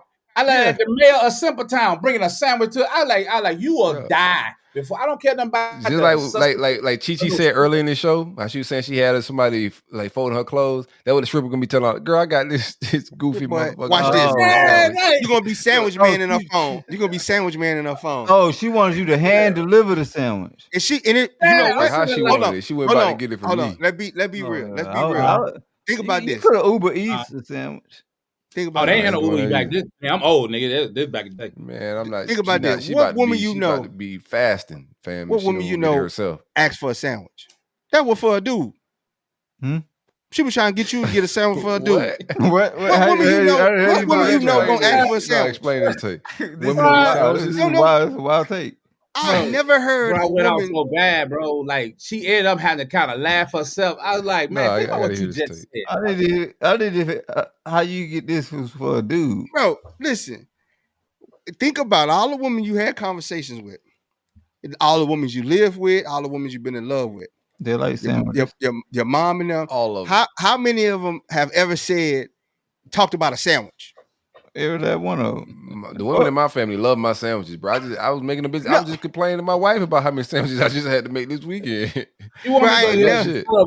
I was like, man, you got me fucked up. That was for a dude. You She wanted you to bring a stereotyping sandwich and see you had the wherewithal to understand that. But the bigger picture was that sandwich wasn't even for her. That was for the security dude. You might be right, but I know I wasn't finna take it to her. Bro, just stereotype sandwiches. Because you would have pulled up with a sandwich in your hand, and the security dude would have been like, "I got it." No, it definitely would be. I take it from here. Go ahead. That motherfucker was hungry, bro. Strippers don't be respecting the security guys like that, though, bro. It's dope boys and shit coming in the building, man. They ain't really checking for. They mess with the security guard. You know that. They making more money than the security guards. Like, man, He's not finna tell you. Strippers the big dogs in the club. Like, don't get it twisted. Strippers are the big dogs in the club, hey, bro. They're Guam, not this club. Yeah, I'm talking about regular places. I would never go to a strip club in Guam. I ain't even know Guam had strip clubs like that. That's what they known for. They got a few. That's all they got. For quality or just that's the reason why you can't use government cards at ATMs no more. Y'all strip club. See, what happens is they get the mama son got 3-month contracts. So y'all gotta I ain't never heard nobody brag about Guam strippers. What you said? So y'all got to work. What happens is they got 3-month contracts. They contracted from the mainland, so they come out there. They got to stay in that same house with the mama son. Like they can't, but she like they mama like jailer. They let them out sometime, but you work, you go back to the crib. They don't let them get out because they don't want them getting the drugs and get into no kind of problem. Pimp. And then they would, they pimping them. You know what I'm saying? They don't want nobody to save them because we got that one sailor that's gonna go get one pregnant and he in love. Bruh, it's always one. It's a lot of y'all. Boy, it's always several. It's always several. But that's time. You left your baby overseas. Y'all boys left baby overseas. They might do. Y'all, all y'all Navy boys, y'all left some overseas somewhere. Oh, I don't partake in that. I don't partake in none of that. If I had some more, that'd be. He has that motherfucker. He went from being a doggone overseas strip club subject matter expert to like. Because I gotta know the audience. Because I'm always dealing with the dude. Little karate guy in Korea and no shit like that. You want to just drop nothing off? No, I'm good. I'm good. You got Louisiana dog on kung fu fighter over there. I'll be real with you, dog. You put some black DNA overseas, bro, and then you give them that no daddy experience in a foreign country. That shit might hit differently, bro. That shit it already hit crazy in America. Imagine in a different country, you give them this American, you know what I'm saying, black. You go overseas, overcoming, you know what I'm saying. Black babies, dog. Oh yeah. What's up? You go overseas, all you see is half black kids, man. I'm kidding as well. I do not support this type. I'm just having fun a little bit. Yeah, but he ain't lying though. He ain't lying. It's a lot, bro. It's a lot. Y'all surprised you? Yeah. It's a lot. No, God kept me out of the military right there. Mm-hmm. Malik said the no daddy experience is lit. Hey, DJ say, man, silk the feds. He said you can't be asking no questions live. He said you can't be asking no questions live. Next subject. Oh man, how am I the feds? I'm far from the feds, man. Watching, they must be got some crazy brothels down there in Texas. What's up, Texas? G Collins in the building. We vibing a little bit. While y'all in Texas. What part of Texas you in? Just curious. Oh yeah, Trey trying to move to San Antonio. G Collins probably in Mexico. She might be in I would say El Paso. I'm gonna say Dallas is where I want to. I got to visit Dallas, man. I've been getting raving reviews. Somebody else that listened to this show that's out in Dallas hit me up. Was like, bro, you gotta pull up out here. Man, them things. There's a lot of twins out in Dallas. He was saying, like, for some reason, a lot of like bad twins. Garland, that's Dallas. Yep, yeah, Garland. Yeah. See, boy, I know what. Yeah. I gotta get my Trey Bob on. I gotta see what Dallas talking about. But they say Dallas is off the chain. Like we were talking about Houston a little bit on a lot of my shows, and they was just like, bro, Houston is fire. She's in Dallas. So the threesomes like that in Dallas, huh? Nice. I didn't say threesomes because I think sleeping with two sisters is weird. What? It's a great song for Future. Okay, that's weird. That's like incest. San Antonio nice too. San Antonio and Austin, man. Says they all right. Oh, yeah. Man, hey, I remember Club Volcano Joe's in San Antonio. Mm-hmm. Volcano Joe's, Sunset Station. Strip club? No, Volcano Joe's is a regular club in San Antonio. Then Sunset Station was downtown. We got in the shootout there. My regular clubbing days is probably over. I'm be real with you. Oh yeah, that was back in 05. Oh yeah, I don't do no club, dog. No, I'm straight on that, bro. I need a. I've been out the club. It gotta be something going on. It's gotta be some entertainment for real. Not just coming to listen to. And I be at another strip club all the time, bro. I ain't partake of none of that shit. I ain't been there in a minute, but I wouldn't turn it down. Yeah, I ain't mad at damn one of them motherfuckers, boy. You in Atlanta, the home of the strip club. You Bro, I'm finna mess you up. Now I go to strip club, but I ain't never been to Magic City, and I ain't interested. You shouldn't go. You never got the wings. Nope. Is the wings good? I go to strip club. I mean, you know, saying strokers and fucking Blue Flame. I like Blue Flame, but I ain't never been to Magic City because I'm not gonna pay no $100 to park. That's crazy to me. That's crazy. $100 to park? Yeah, you go on Money Man, you gonna try to charge you $100 to park, bro. Ain't no freaking way. Yeah, they sell tickets. They sell parking on Ticketmaster.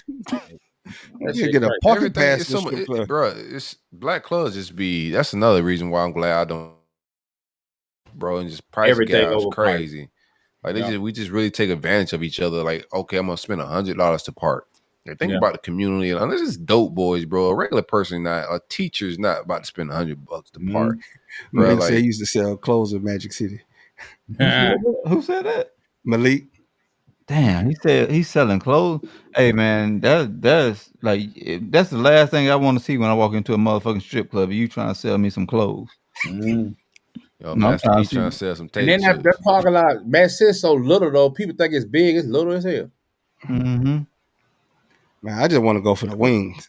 Yeah, what y'all think about the? One time for the wings. Let's move on. He's going for the breast. For the BTS. Yeah, see, you threw yourself in the BTS this time, man. It'll be hard for you to shake the allegations, man. If the glove doesn't fit, then you can't acquit, brother. Man, Trey. What y'all thought about the Mike?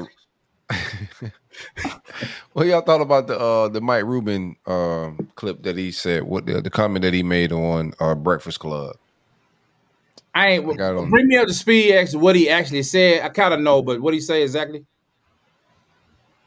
You got the link, Nova? No, you tell me. What he say? I don't want to misquote him because it's you know. He's pretty much he was saying that black people hate on each other a lot. Like there's a lot of just that's truth to that. Hate. Yeah, that's truth there. But the messenger sometimes it's who's telling the story. That's what people are mad at. I don't give a shit, man. They don't like who they want to tell the story. Like Charleston White says it, they don't like when he said. Right? Dr. Umar said they don't like when he said. Who could perfectly tell everybody that we got a problem with hating each other in our culture? There's no perfect messenger. Every messenger that says it, everybody got a problem with the messenger. Like, just in life, like I don't care who if the statement is true, I don't give a fuck who said it. Like, examine it, and if it's true, then address that issue. You know what I'm saying? But it's emotions, man. I think largely.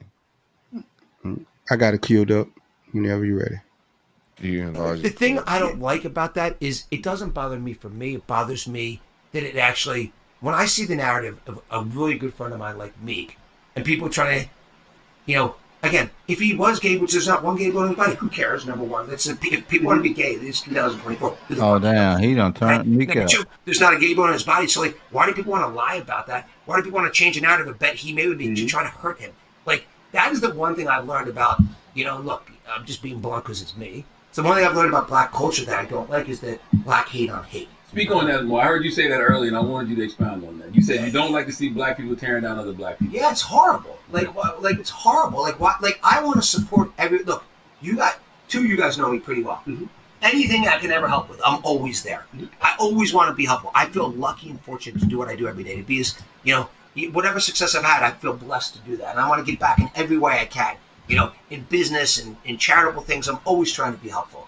Like, why does someone want to bring somebody else down? Let's try to build everybody up. Like, I'd be more excited if I'd be more excited to see one of my friends do something that's 99% less meaningful to me but it would be really meaningful to them because I want them to do great. I want everyone around me to do great. I don't like watching, there's a little bit, and you tell me, you guys correct me if you think I'm wrong. I think there's a little bit of a black culture of like, it's black hate on hate. It's like that black judge that Meek had that hated on him and wanted to go extra hard on him.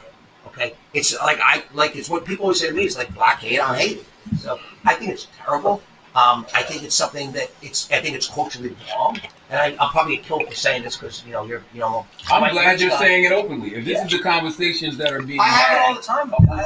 I want to hear this. Yeah, so I think it's wrong. I think, like, why do you not want to build everyone up around you? Why do you I know what it is. around you to do great? The best way for everyone. Y'all know what's going on. He's speaking the truth, though, man. He's speaking facts. He ain't say nothing wrong. I mean, just people got emotional. That's what it boils down to. Let me ask y'all a question. Let me ask y'all a question. Do you think we supposed to be able to be critical and police our own people? If we see our brother fucking up, we should be able to say something to him, though? Yeah, exactly. I do. And then when you do that, people say you hating. Like, if you over there fucking up, I should be able to say something to you. If you come to me and hold me accountable and I say you hating, then exactly. I'm hating you. Yeah, we should be able to hold each other accountable. If you're gonna hold me accountable, I respect that enough that you even came to me to hold me accountable. And if I'm your brother, like you say, is that military shit in us? Do you think that's like that military shit in us? Why we think like that? I think natural. Like, I honestly think there's layers to it. I think like anybody, like when you hold a mirror up to who you are and you look at who you are, like there's sometimes people don't like what they see, and there's a lot of hate in the culture, right, when it comes to that. But I also like to a certain extent, like why, like when it comes to like there's some wild, weird gay shit that's going on, like that was going on with Rick Rubin and Meek, and when the culture address it, like that's natural for us to like address it, like it ain't nothing like wrong with it, like. No, what they were doing with me was just no addressing nothing. Like they were really like it was on some stuff. It's okay to call a spade, like. But there's also like a lot of stuff that deal with like self-hate type shit. Like I agree. I think there's like a middle ground to both of it, right? And I'm not the judge or the police to say. I kind of just like hold myself accountable to my own actions and like who I want to represent to this world. Like I don't judge nobody like on the character who Meek Mill is to the public of like the wild stuff with Diddy, Rick Rubin, party. Like there's just like, in my opinion, there's just like it's hard to kind of like gauge on what's real and what's fake. Like, and who's to say like Rick Rubin not coming out to like in defense to say. I don't know. It's just like a lot. But no, I'm just saying what he's saying it's real. What he's saying real, bro. It's a very clear self-hate issue in our community, bro. That's just what it is. We rag on shit. We tear shit down.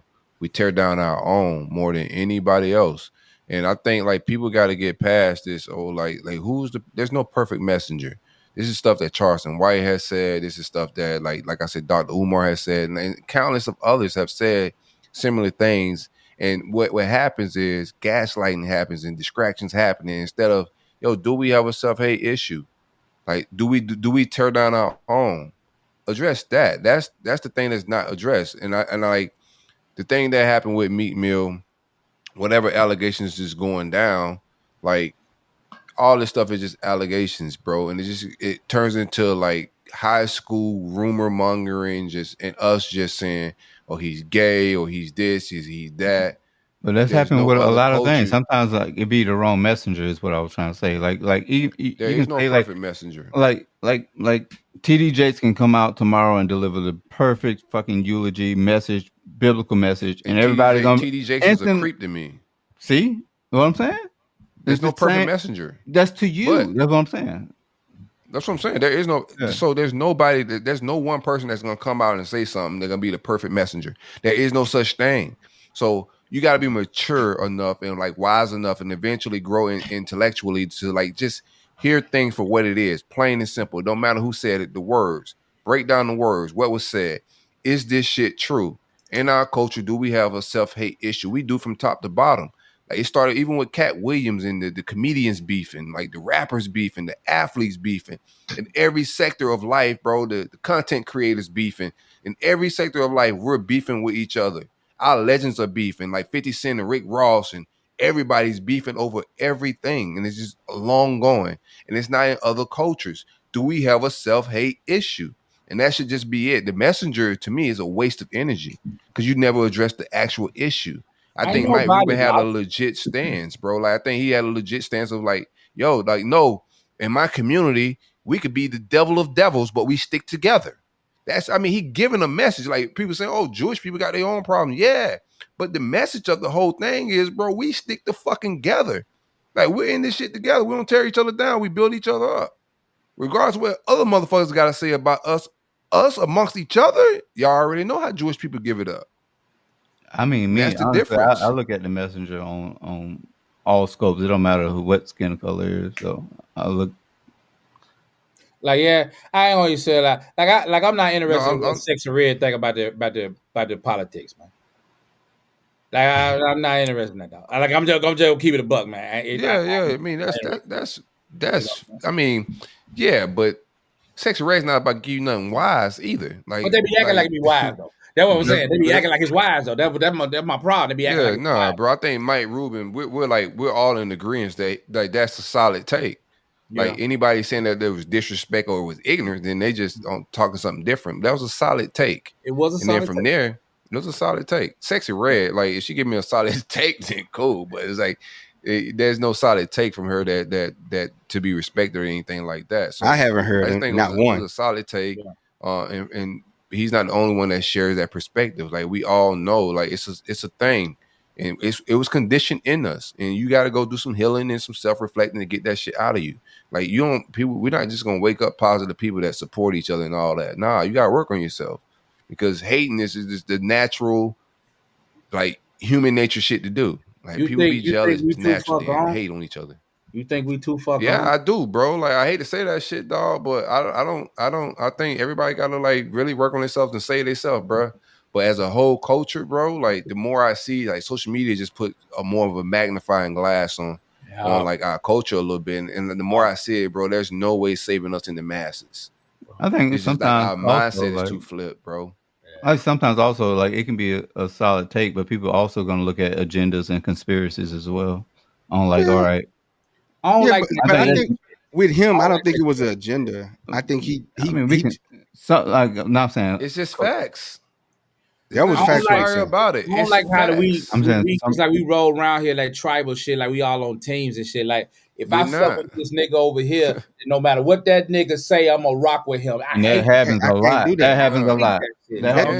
That nigga wrong, he wrong. I don't care if he's my daddy, if he's my brother, he wrong. That's and you 100% right. You're 100% right. And that's what I talk about. All skin folks ain't kinfolk, bro. All skin folks is not kinfolk. Everybody that just because they look like you don't mean they think like you and they got your best interests in mind. Like every man is really got you gotta check people's character and who they really are. You feel me? But I'm not siding with you just because you black. You know what I'm saying? No, right is right. Like Mike Rubin saying that. I don't care what color he was, because when Charleston White, they call him an idiot and he crazy. Like it don't matter what color the person is. You don't want to hear truth. Truth fucking hurts. It's uncomfortable. It's uncomfortable. He said some good ass shit, and then nigga, wait a minute. This nigga Peter said the dumbest shit I ever heard. And I'm like, nigga, you just fucked it up. Now I was with you. Then you say this shit. Like he do that to me every time. I be like, bro, there's no perfect messenger. I'm like, he hit sometime, he don't hit sometime, but like for the grand scheme of it all, he hit a lot. His hit rate's pretty high. He hit a lot, but that nigga say some. Oh my god, like that shit. I think he's insensitive. But bitch, you better not say nothing to me. If you just want a nigga to watch you brutalize a woman in front, like, come on, bro. Come on, dog. You play the whole clip, he give you a life lesson in that joint though, because it is a life lesson, but it's just his tech man. The way he go out the deep end. He go up the deep end, bro. He's at the end of it, he says like there's been dudes that have been murdered for getting in people's domestic business. So if you see me beating mine, do not get in my business because dudes get killed every day. Because she's gonna go back with him. So it might sound like crazy, but at the end there is some food in this shit. Or is that your fucking kin people, bro? And you know this nigga over there putting his hand, he doing it in front of you, and you just gonna let him do it? If she can't leave, then like she got to figure out how to leave too. Accountability, right? We all got a role here. Yeah, you right, but I just can't sit there. You doing it right in front of me? Like fuck me. Now you looking at you doing you. Okay, so you run up on him and y'all get into it. Whatever happens, and then they back together next week. Then what? Hey man, that didn't happen. That has happened. That happens a lot. But it's like I just don't know his mindset. I'm just supposed to sit there right in front of you. I'm gonna beat my girl up, and I'm supposed to sit there. Call the police. Don't jump in it because we'll be back together next week. Now you done built. You got blood in these streets. You got like bad energy out here, beef with me, and we back together. But I still don't like you because you ran up on me. It has happened before. So I'm at least call the police. Yeah, I'm gonna call police. I call police. But with my sisters, it's gonna be the other way around. Police all show.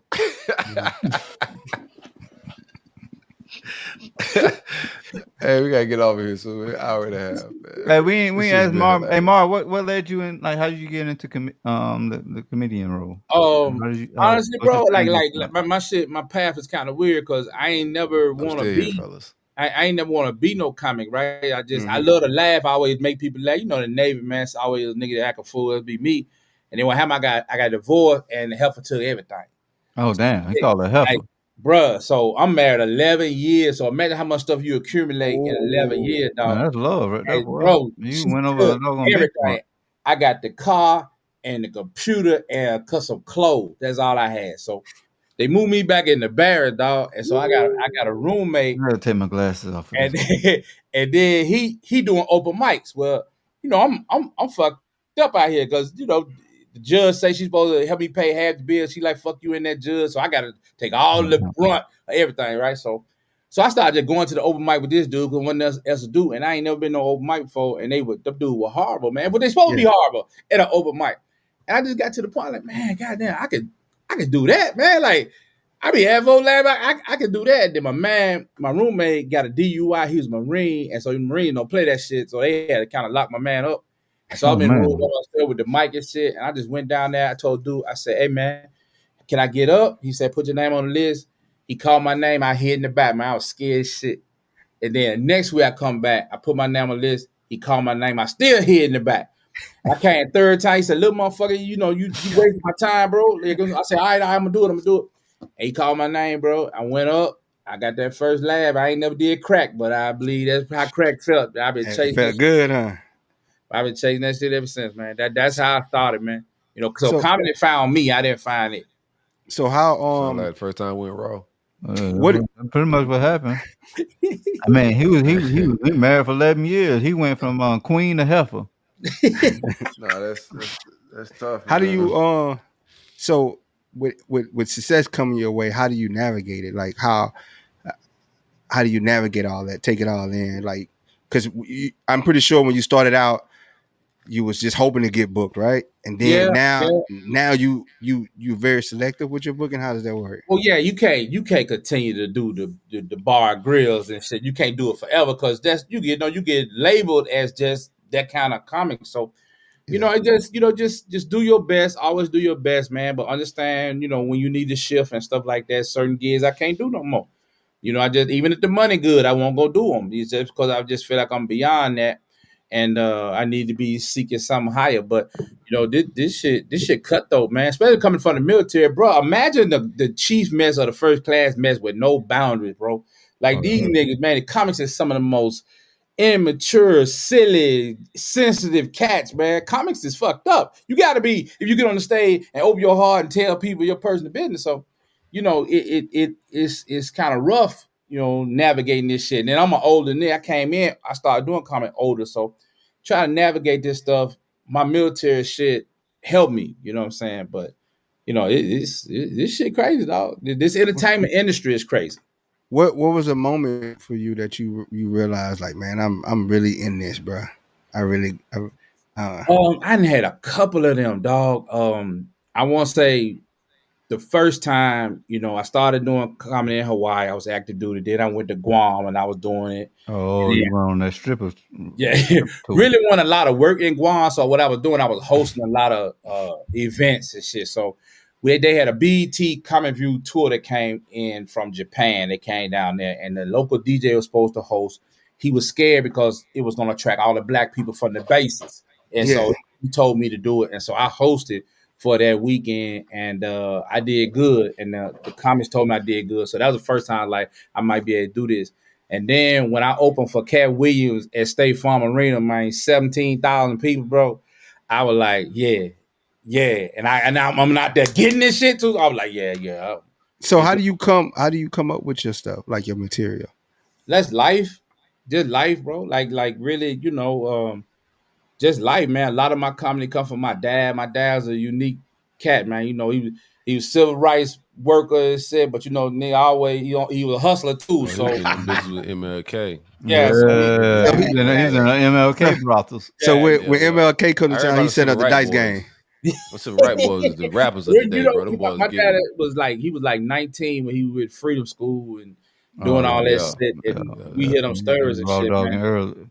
Hey, man, I'll tell you what this nigga told me one time. So he said, man, like me and my son, he see this latest old lady, say that's Miss Johnson. She was real instrumental in the struggle. Yeah. And we said like, what? My son like, I bet she. My son like, what she do? Did she walking down the march? He like, no. Like, did she sit on the bus or something? Like, no. He's like, man, she used to let everybody run a pony trot on her after the march. Oh, nice. This nigga called a train a pony trot, bro. A pony trot. Right. My daddy was a character. That was a lot of tension they had to release, man. Well, yeah, bro. Yeah, man.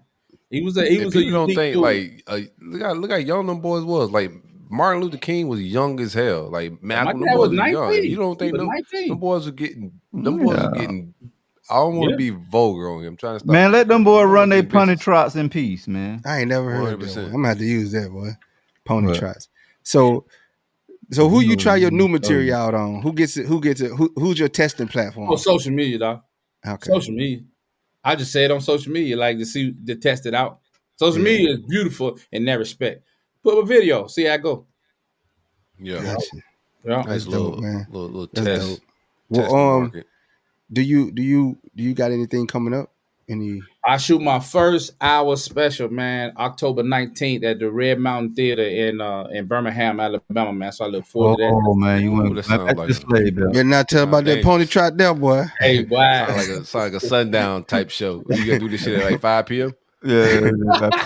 What time it is? Oh, man, it's like a long time coming, bro. I can't wait, man. But other than that, man, I travel with Ricky Smiley. Okay. And we'll be in DC coming up, man. I just do my thing around here. Also, I'll be in Baton Rouge here coming up at City Says Silly Rabbit. Man, Ricky Smiley. Cat Williams had Ricky Smiley crying not too long ago now. but I like ISO. Cat ain't having doing that. Yeah. Cat ain't having doing that. Yeah, he did. It looked like it. Cat didn't have him doing that. I think his son. It was his son, right? The nigga's son is anniversary his son died. Yeah. And so he on camera fucking around, and then the shit just started, and then the cat shit had just happened, and it just looked like Cat had a cry. You motherfuckers would have never seen me cry though. I tell you that, Marvin. Like Cat Williams. I'm not gonna say Cat Williams made him cry, but Cat Williams made him get on camera crying. Let me tell you this. Like he had that on his damn calendar. I promise you that. Half of what Cat said was 100% true. I'm on the radio station, whatever was crying. But, a lot of that shit like, was bullshit. He was crying heavy, and then he got on video afterwards and just cried on Instagram. But Ricky cry anyway, man. Ricky be crying. Yeah, he do that. He emotional anyway. So I don't like that. So hey, when you go to Baton Rouge, you got to go to the Blue in Store. your closet. Huh? You got to go to the Blue Store when you go to Baton Rouge. Get the Blue Store chicken. What? Blue Store chicken. I'm gonna remember that Blue Store chicken. Blue Store chicken, boy. Okay. So more fried like both chicken. your legs. Blue Store chicken. Blue Stove Chicken. All right. You gonna need a tetanus shot after that, motherfucker. Nah, Blue Stove Chicken, boy. Everybody know. Ask about BR. Where you from in Louisiana? Alexander. Louisiana lead the league in They be doing some big comedy shows down there too, man. From in LA. They really love comedy. They really love comedy. I could plug you in with a promoter there. Okay. That they brought said entertainer there. They every comedian there they bring there, they sell out, man. It's they ran that shit by Hurricane Chris. Yeah, you better, boy. You hey, baby, gotta check in with Hurricane Chris. Hey, baby. Hey, man. Y'all booking all these shows and shit. Y'all better check in with Hurricane. You gotta check in, dog. Yeah. Real. Got this bitch. Will it be televised, your special in Birmingham? We gonna shop it around, man. Most likely they'll probably end up on Tubi though, but be honest with you. But he gonna shop it Tubi. Oh yeah. What's your opinion on Tubi? You like Tubi? I'm gonna come shoot it myself. Tubi putting a lot of money in niggas' pockets, dog. I'm gonna bring the BTS Republicans own Tubi. Yeah, they do, and it ain't gonna last either. So they're gonna do it just like they did the UPN and the WB, man. Get it up and sell it. Yeah, get it up and sell it. And so everybody need to get in right now, man, and get it on Tubi right now. I'm gonna bring the BTS crew. We're gonna bring the BTS crew. Do your BTS for you for your Birmingham show. Yeah, I'm down to pull up for real though. I'm down to pull up in Rock. What's the date you say? October 19th at Rock Mountain Yeah, Theater. we got time to figure that. I don't know. Right before Halloween.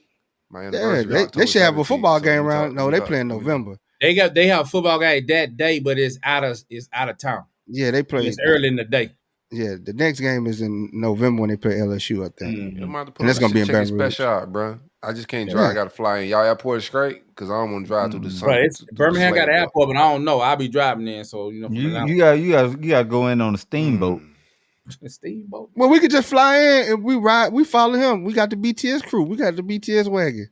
Catch all this BTS. You and Brody can ride a wagon, man. We'll figure out another way to get. It's 4 hours from Atlanta, right? Through the South, dog. No, 2 hours. 2 hours. 2 hours, 15 minutes from Atlanta. Yeah. Yeah, we're gonna fly in there. We're gonna pull up, man. October. Yeah. I'm gonna get Mike. I'm gonna get Mike. I'm gonna get Red to pull up with me, man. Red, bring Red. Shout out Red, man. Appreciate you connecting us. Yeah, no doubt. But that's dope, man. So I know you're gonna do. I already know it's gonna be hilarious. Like I said, I found you on TikTok. Just scrolling on TikTok. You was selling some stuff about Japan. That was pretty funny, man. Yeah. Pretty hilarious stuff. So with that, anything else planned for the new year? Are you? How do people reach you to book you, and how do people reach you? Right there on the screen, man. Get at me at comedian Marvin H1. That's TikTok and Instagram, and my booking agent's number on both of those, and then Marvin Hunter on Facebook, man. So I'm really, I'm writing a little book, Navy Sea Stories, and try to get that up. You gonna change the names. Change the name. I'm trying to get into some movies, man. Try to do some movies and shit. So have you done a movie? Have you done a movie? I done one like some little gay done stuff. Like it ain't nothing major. Some what? I done a couple. It's a little bullshit. But I'm happy to have it. You know what I'm saying? But it wasn't ain't nothing major yet. But I be auditioning though. Okay. How's that? How many times you audition? Oh man, I've been to a bunch of auditions, bro. You get Atlanta like the little Hollywood, so it's hard, bro. It's like really. I'm gonna get an audition tomorrow, nigga. Yeah, so have you ever thought about doing Because I know. Party. Social. Sound like a proposition, ain't it, boy? Yeah, the way you ever thought about doing like. Where is this identity shit start right here? You ever thought about elevating? No, I'm talking about because nowadays how comedians are breaking through. They like the Country Wayne and stuff. They're doing skits and stuff. Those type of things. I've done some Country Wayne skits. I've done some skits with him. I've done some stuff on my own too. You know what I mean? That train kind of then left the station a little bit with the skits because you had to get in on it because there's so many niggas doing it now. So it's kind of hard. But I've done some Country Wayne skits, man. You might have need like a full production crew now to do that shit. Now BTS crew, man. I told we got the BTS crew, man. We can set them up. Nah, but you just got big titty situation. Like you really need real videographers. he just trying to go on tour. I got Mr. Casey, man. I think traditional comedy is really like that's where the longevity is at in it anyway, right? It's like I think the skit game could burn out. It's just like you got to have new skits almost every week to keep up. So that create a lot of burnout. doing sets and putting together bits and whatnot. There's just more longevity in that. The DVD game or creating hour specials. It's weird though, bro. It's weird because the customer, the audience didn't change. Like they for sure. They want who popular. So remember, okay, you young, you watch Martin, right? So then you go work next day. Man, y'all see what happened to Martin? And you gotta tell them what happened. And they gotta wait till it come back on. Now niggas watch them skit, Country Wayne. You see what happened, man? Let me show it to you. Pull their phone up and show it to. So the phone is a new TV. And so the niggas who do the skits, they follow them. They be like rock star, bro. Like the comedy clubs book mostly internet cats now. So regular comics get pushed out. You know what I mean? And now if you look at the shit, you got regular comics open up for internet cats. So they out there getting money, man. So the landscape didn't change, man. Yeah, no, for sure. But I do think there's like, it's like when UFC first came out and everybody thought that shit was gonna take over boxing and shit, right? And it was just like so exciting and all that. And people like boxing is dying. Then like 10 years go by, like boxing is still here and it's still king.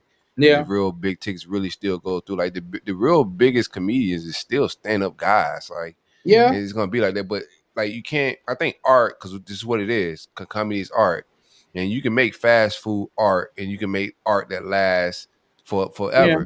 And I think a lot of the social media stuff is temporary, and it's gonna be flash in the pan stuff. But the hour specials, I think, like you see guys that like Patrice O'Neal when he died. Like people got to go back and look at his brilliance, and now like people like, man, he probably could have been top 10 all time, top 5 all the time if he had more time. But I think the hour specials and creating long form, substantial art is like a Van Gogh different than some shit you see. I agree. In Wynwood. I agree, but it's like the clubs don't care. Like Nene Leakes started doing comedy. Nene Leakes can't do no comedy. She fucking hard. Damn. But they put her on tour though, and she was selling out because folks just want to come see Nene Leakes. They don't care what she say. So the club want the ass in the seats. That's all they care. So it fucks up regular comics because if you just a regular comic trying to come up in the game, man, you might be able to put 50 to 100 people in the seats, but the club hold 350. So they'll go get a motherfucker who be in the grocery stores snatching people bags or something. He got 1 million followers. They'll book him. That's crazy. Before they book a regular comedian. I'm with Silk, man. I like the traditional hour-long stand-up because that's a skill. That's an art form. Yeah, and it's cemented. And for us, for our generation, we came up watching that because that's how you got, once you hit that hour mark and it got published, everybody was like, yo, who is this guy? Did you see that reenacting it? But like you say, now it's the skit thing. But I not to knock them because the skits are funny.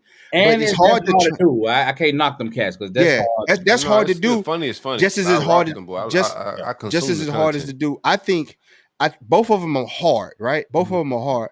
But I think it's harder to stand in front of a crowd for an hour long and have everybody rolling laughing. This is why I try to tell one of them internet cats. And, you know, it's hard to tell somebody something that getting money. And if they get money, they don't try to hear nothing. Like, you know, just like you were talking about in the military, like the youngsters don't listen no more. So that's why I try to tell them, I say, so you didn't build your audience on social media. So you established an emotional connection with these cats within like a year.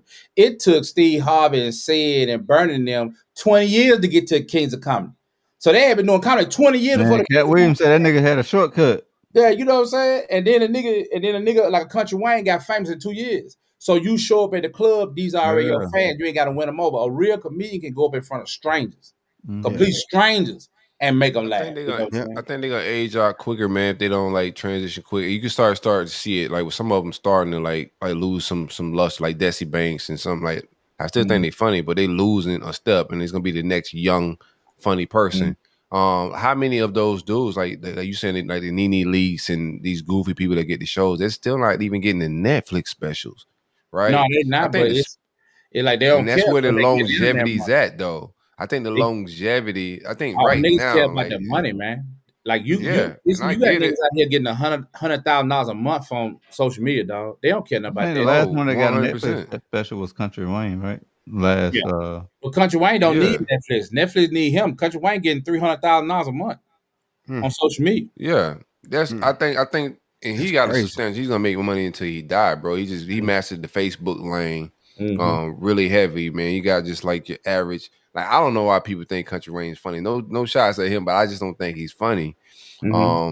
But he got a fan, he got a following, bro. Like when he drops shit, like a video, like the comments, the engagements, it's there, and and it's all algorithms, it's all numbers, analytics. That's what you're selling. That's what people gravitate to. They're gonna give you the checks for. But I think it's just all flash in the pan stuff. I don't think like that stuff is gonna age well. And I think it's gonna be a point in time where people are gonna look back and just like art ages differently. And I think the people that are still making specials, it's gonna age differently in about 10 years when people get tired of the short. Everything's in phases. People gonna get tired of this phase and go, oh, who's been making something long form content of comedy? And when they go back, the value is gonna shift, in my opinion. Because we can still watch those classics, man. I'm gonna tell you who making noise out here is Ali Sadiq, man. I love that. Oh boy. Oh yeah. Hey, Mexican got their boots on. Hey, Mexican got their boots.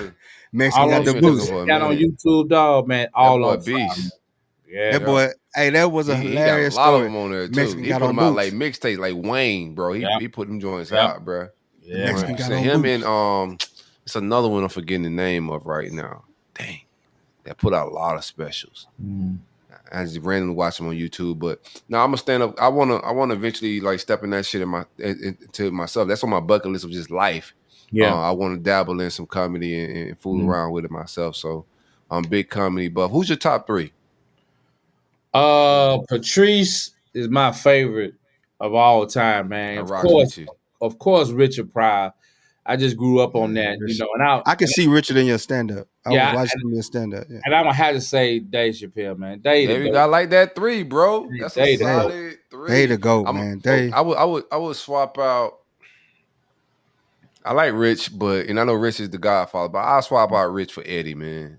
And that's my top 3. I feel you. I can't be mad at that.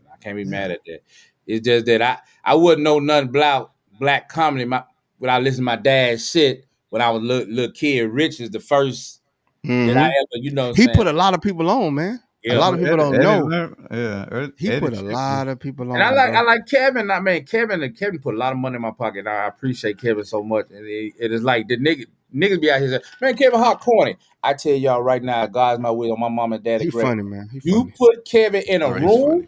You put him in a room with whoever your favorite comic is, and I guarantee you the funniest nigga in that room. He is. He just naturally. Cat is the funniest nigga in that room. Cat is a beast. I think Cat ain't funny like that in person. Cat ain't funny like that one-on-one. You put him in that doggone room, though. No, sir. I'm telling you, I've been in the room, both of them. I'll tell you, Kevin. All this shit kicked off with Cat Williams in that doggone sit-down interview, bro. Like all this. Cat kicked off the whole year. Cat made 2024 just upside down as year. Kevin a different animal, dog. He a different animal.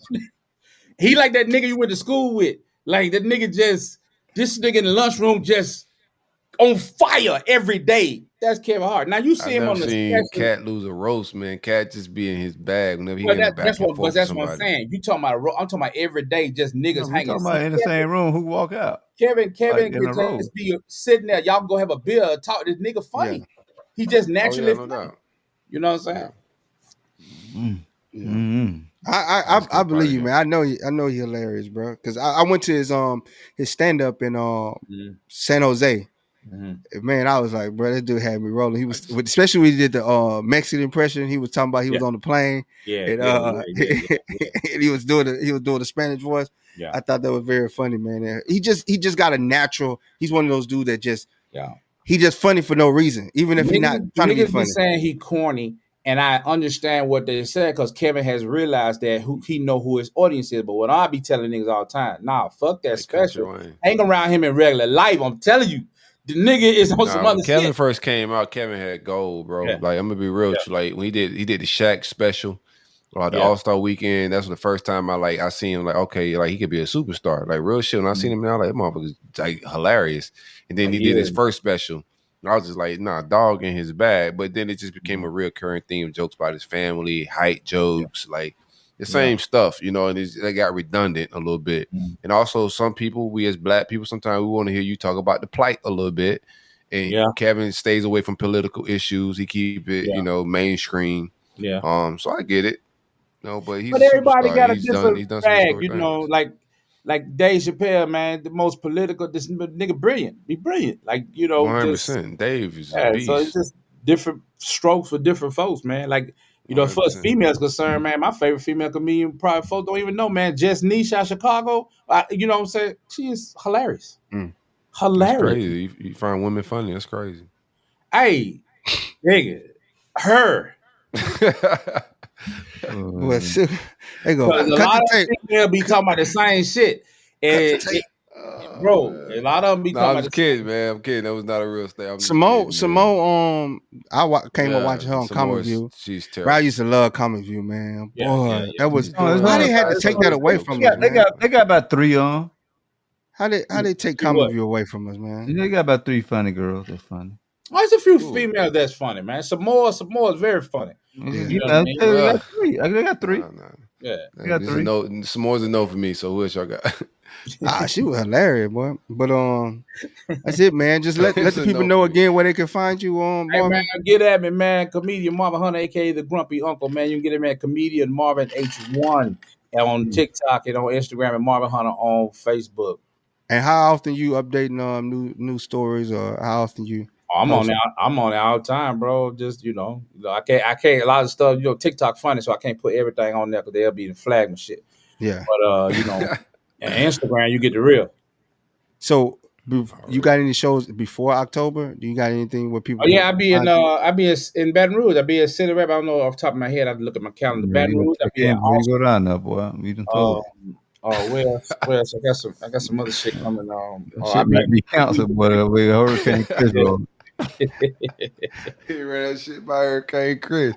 He cancel all this shit. You 50 Cent, the comedy show, all this shit got it. It'd be a barricade in front of the place, man. You ain't got me performing. Yeah. You got the police. You better call Chris and tell him open up for you. Tell Hurricane open up for you.